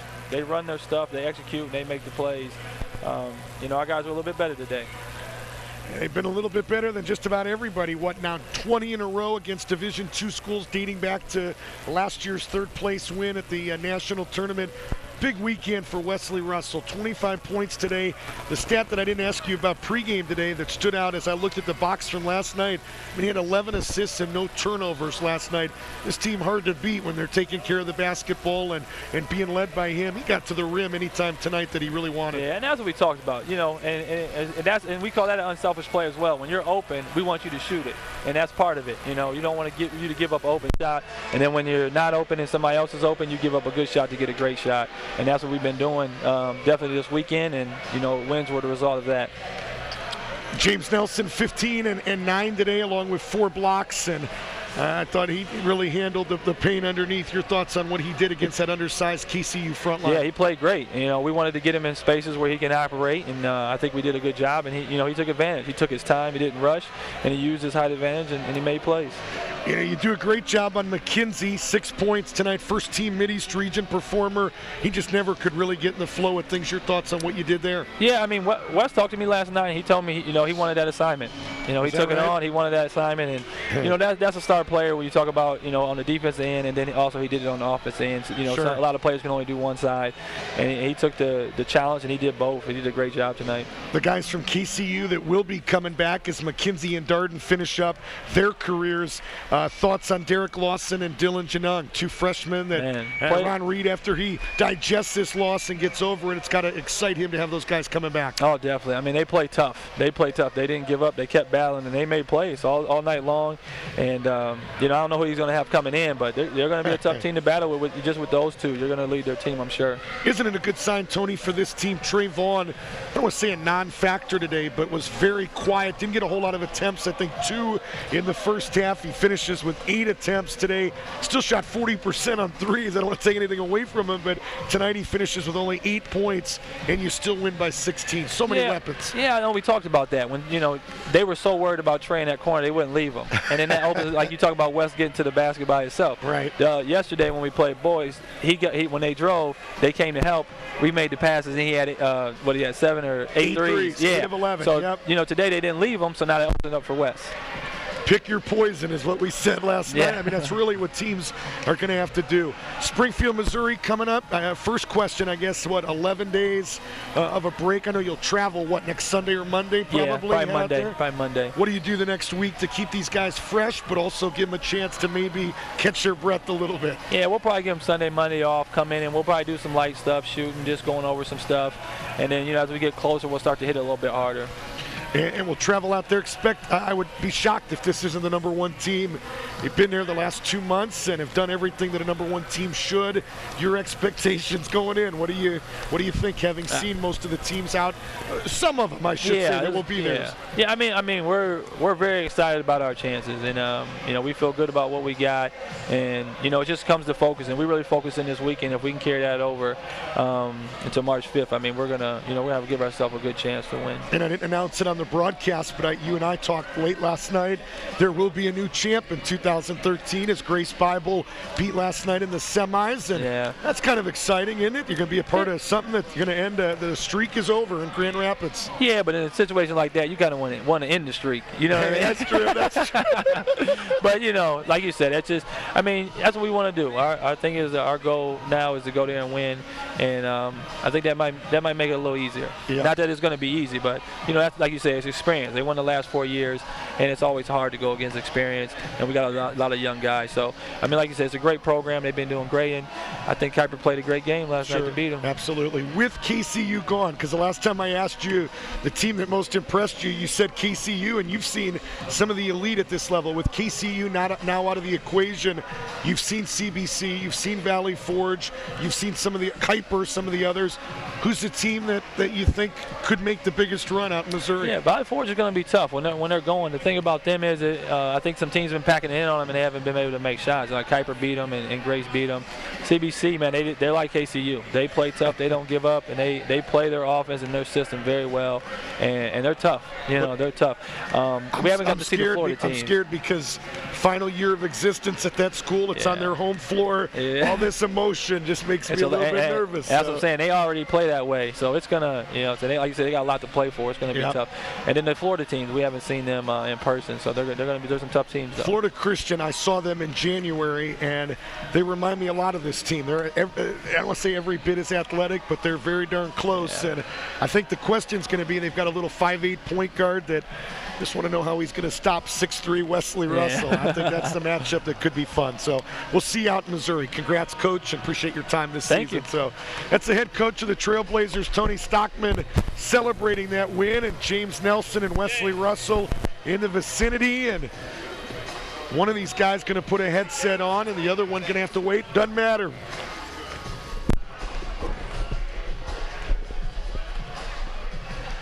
Well, congrats. 81-65. Quite a weekend for you. Player of the year yesterday, MVP of the tournament today, and maybe more importantly, another trip to Springfield, likely as the #1 overall seed. What are your thoughts right now, Wes? Of course, I'm happy for winning regionals, and extra accolades are always good, but I got to make sure my team stays focused for nationals because, of course, OCU has never won a national championship, and that's what we're aiming for this year. What was the difference today? You guys got off to a 12-point lead. They rallied, got it down to 8, but you really slammed the door in the second half. Down the stretch, what was the biggest difference? Before the game, we found out that I won Region Player of the Year by a vote, and James didn't make first team all region, so we kind of took that as disrespect, and that was our motivation, you know, to make sure Clay McKenzie didn't get off and to make sure we actually stamp the legacy this year. Well, and that's a good point, because yesterday 11 assists, no turnovers for you, staggering statistics. Today easy to focus on the 25 and 9, but you really took it personally on the defensive end. McKenzie 6 points on 2 of 14 shooting. How did you approach him defensively this afternoon? Of course, you know, with players that are good shooters, you have to stay on your feet, and a couple of times I got off my feet and he got clean looks, but somebody of his caliber as a shooter, if you get in his head, you know, let him start off 0 for 5, then the rest of the game would be pretty tough for him. Absolutely, yep. When did you sense today that they were going to allow you to get to the rim? And what I mean by that is yesterday you did so much with Trey shooting threes. It looked like KCU really concerned about that they kind of, I don't say let you, but there wasn't a whole lot of help coming, and you really took advantage. When did you sense, I'm going to be able to get to the rim just about any time I want? I think it was about the 15-minute mark. On a fast break, I went down the lane, and it was 2-on-1. And whoever it was, he went to jump at Trey on a fast break. And, you know, usually on defense you think we give up the 3, make sure there's no easy layups. Gotta stop the ball. Right. And he took Trey on the 3. I'm like, oh, this is, you know, today is going to be a good day. So that's why having Trayvon is a really good thing on our team. The 1-2 punch is one game you know, you try to keep me out of the lane, and their tray is knocking down 8 out of 11 threes. You know what I'm saying? And now you leave me open, I'm gonna finish at the rim. The best way I describe it is pick your poison. You can't stop everybody. Exactly. Sophomore year for you, third in the nation a year ago. What do you take from that experience a year ago that might help you guys this season? I think I look at it in a perspective, in Grace's perspective. You know, winning 4 national championships in a row, and they have to keep themselves motivated to go down there and play well. And I take it as last year, we didn't go down there with a mindset on being focused. We went down there on just trying to prove everybody wrong, that Grace wasn't better than us. But this year, you know, everybody's going to be attacking the #1 team in the nation, so we have to stay motivated, and the defensive part is going to be key. Because, you know, scoring comes easy, but it's all about defense. You have to be able to stop somebody in order to get out on the break. It will be different, won't it? You'll be the target this year instead of Grand Rapids. But you've been the target the last 2 months. It's not like you just earned that #1 ranking. You've had it all year, and even with the big bullseye, nobody's been able to do anything with it. So, Wes, it was fun watching you. 11 assists, no turnovers, one of the most solid efforts at the point or the two, whatever they want to say you play these days. Congrats on that, the championship and the 2 awards that were well-deserved. We'll see you in Springfield, Missouri. Thank you. That's Wesley Russell. Big game today, 25 points, and defensively held Clay McKenzie to 2 of 14 shooting and only 6 points, and that will get lost in a 25-point night is how good he was defensively. And when you talk defense, it never hurts when you've got a guy underneath the rim that can block 4 shots and grab 9 rebounds and shoot 5 of 11 from the floor. James, you've been here before, 4 years, 4 trips to the national tournament. Yeah. Your thoughts right now, what's going through your mind? Man, last year it feels great. 4 regional championships. I just hope we can finish strong this year and win nationals.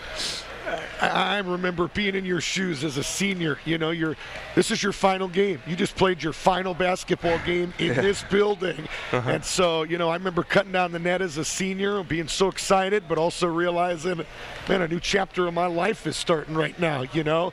What's going through your mind? It's got to be bittersweet. You're celebrating, but also realizing that something really special is coming to an end. What's going through your head in that regard? Well, I'm going to miss it. I worked real hard over the last 4 years, but I think everything I've been through has prepared me for the next chapter of my life, and I'm ready to get out there and just, I don't know, do my best and try and be a light for Jesus. That's a good, hey, you do anything else, you fail in every other regard, but a light for Jesus. At the end of the day, it's well done, good and faithful servant. Thoughts today on the win? KCU just continues to fight. Man, they play hard, don't they? I mean, your thoughts on the Knights and what it took down the stretch to really put this team away? Well, like you said, they're aggressive. They play really hard, and that's what makes these games fun. But I think what got them is our depth. We can keep going defensively, pounding, and they just can't keep up in the second half. They couldn't keep up, so I think that's what gave us the edge there. Thoughts on Wesley Russell, Region Player of the Year, Tournament MVP, 11 assists, no turnovers yesterday, 25 today, and maybe your thoughts on what he did to Clay McKenzie, who really never seemed to get going offensively. Man, Wesley, he's a special talent. He can distribute, score, defend, and he's really a key piece to our team, and I really enjoyed playing with him over the last 2 years. Played for Curtis Christopher for 3 years, correct? All first three years, and now Tony Stockman. What's that been like, Kevin? A guy like Tony with all of his success come in, and we have a change in coach your senior year. What's been the best part of learning under Coach Stockman? Stockman, he's different. He expects a lot coming from a D1 program, and he pushed us to levels that we, just physically, mentally, and it just made us stronger. He just made us stronger. I asked Wesley Russell this question, James. For you, it's been 3 tournament appearances. For Wes, it was 1 a year ago. Let's just focus on last year. Best finish in school history, 3rd in the nation. What do you take from that? How can you build on? What do you learn from that a year ago that might help this team at this year's championship? Well, the first thing I'm going to tell the guys when we get there is the refs let us play. It's going to be physical. We gotta come and just be ready to play. Who's the best team you've seen this year that you expect to see out in Missouri? Well, I was thinking Grace, but they lost in the regional tournament, so I don't know if they're going to be there. I don't think they can't. By law, they had to get to the finals to get there. So outside of Grace, who would you choose? I'd say Kuiper. Is that right? Right. Better than CBC, better than Valley Forge, Kuiper. Why is that? Well, they got a lot of good shooters, and they can be down 12 and a minute later be up on us, so they're just a scary team. Well, they must be pretty good. They knocked off Grace on their home floor last night. Big James, I love telling your story on the air. 2 points, 2 rebounds 4 years ago per game, doing a lot of JV work, and now all-region awards, 11 points, 7 rebounds. Man, it's been fun to watch, and look forward to seeing you a couple more games out in Missouri. Congrats, big fella. Thank you. That's James Nelson, the senior from Dayton, Ohio. A special performance tonight as he gets it done with 15 points, 9 rebounds, and 4 block shots. He was 5 of 11 from the field, and he helps the Trailblazers win their 4th consecutive Mideast Region Championship by the final of 81-65. The KCU women won earlier today, 76-62. They will be back in this building March 7th through 9th for the Women's National Championship. Turbo Sports Group will carry that championship through turbosportsgroup.com. I do know that there is a nominal charge to watch those championship games. I'll be heading out with the OCU men to Springfield, Missouri, where we'll have every OCU game on the CBC website. That website again is CBC ag.edu. The only bad part of going out there and working with those guys is it means that the guys that are behind these cameras right now aren't going with us. It puts an end to what has been a great year with Fairfield Media. I want to say thanks to JT Burcham and his crew, Mr. Davis behind the mic, behind the camera right now. Man, it has been a privilege to work with such professional people and that do such a great job, and I sure hope we can do it again. I say thanks to those guys. Thanks to Mandy Ray. Thanks to Tony Stockman. Also thanks to James Nelson and Wesley Russell for talking post-game with us. Ron Reed, Ron Arnett always help us prepare for these broadcasts on the KCU side of things. We say thanks to them as well. Thanks to Ben Bellman and the athletic department here at OCU for giving all of us the distinct privilege to carry such a high level of NCCAA Division II basketball. So again, it is the men. They win at number 20 in a row against NCCAA Division II schools. Wesley Russell,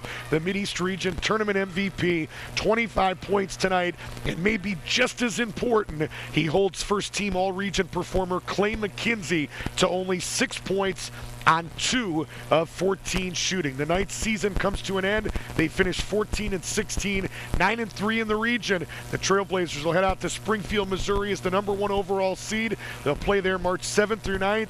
Again, those games air on the CBC website. CBC or OCU 24-8, now 12-0 in Mideast Region play. 2nd consecutive year that they have run the table in the Mideast Region. So that kind of puts a wrap as everybody else ready to go home, and JT Burcham giving me deep, long stares. Ready to, I'm kidding. He'll stay here all night if we wanted to keep doing that, but ready to go home as well. Appreciate you guys. Thanks, JT. Final score, 81-65. The Trailblazers a winner. For JT Burcham and the entire Fairfield Media crew, it's Rick Cooper saying so long from the Maxwell Leadership Center. Have a good night, everybody. Thank you for watching the NCCAA Division II Mideast Region Finals.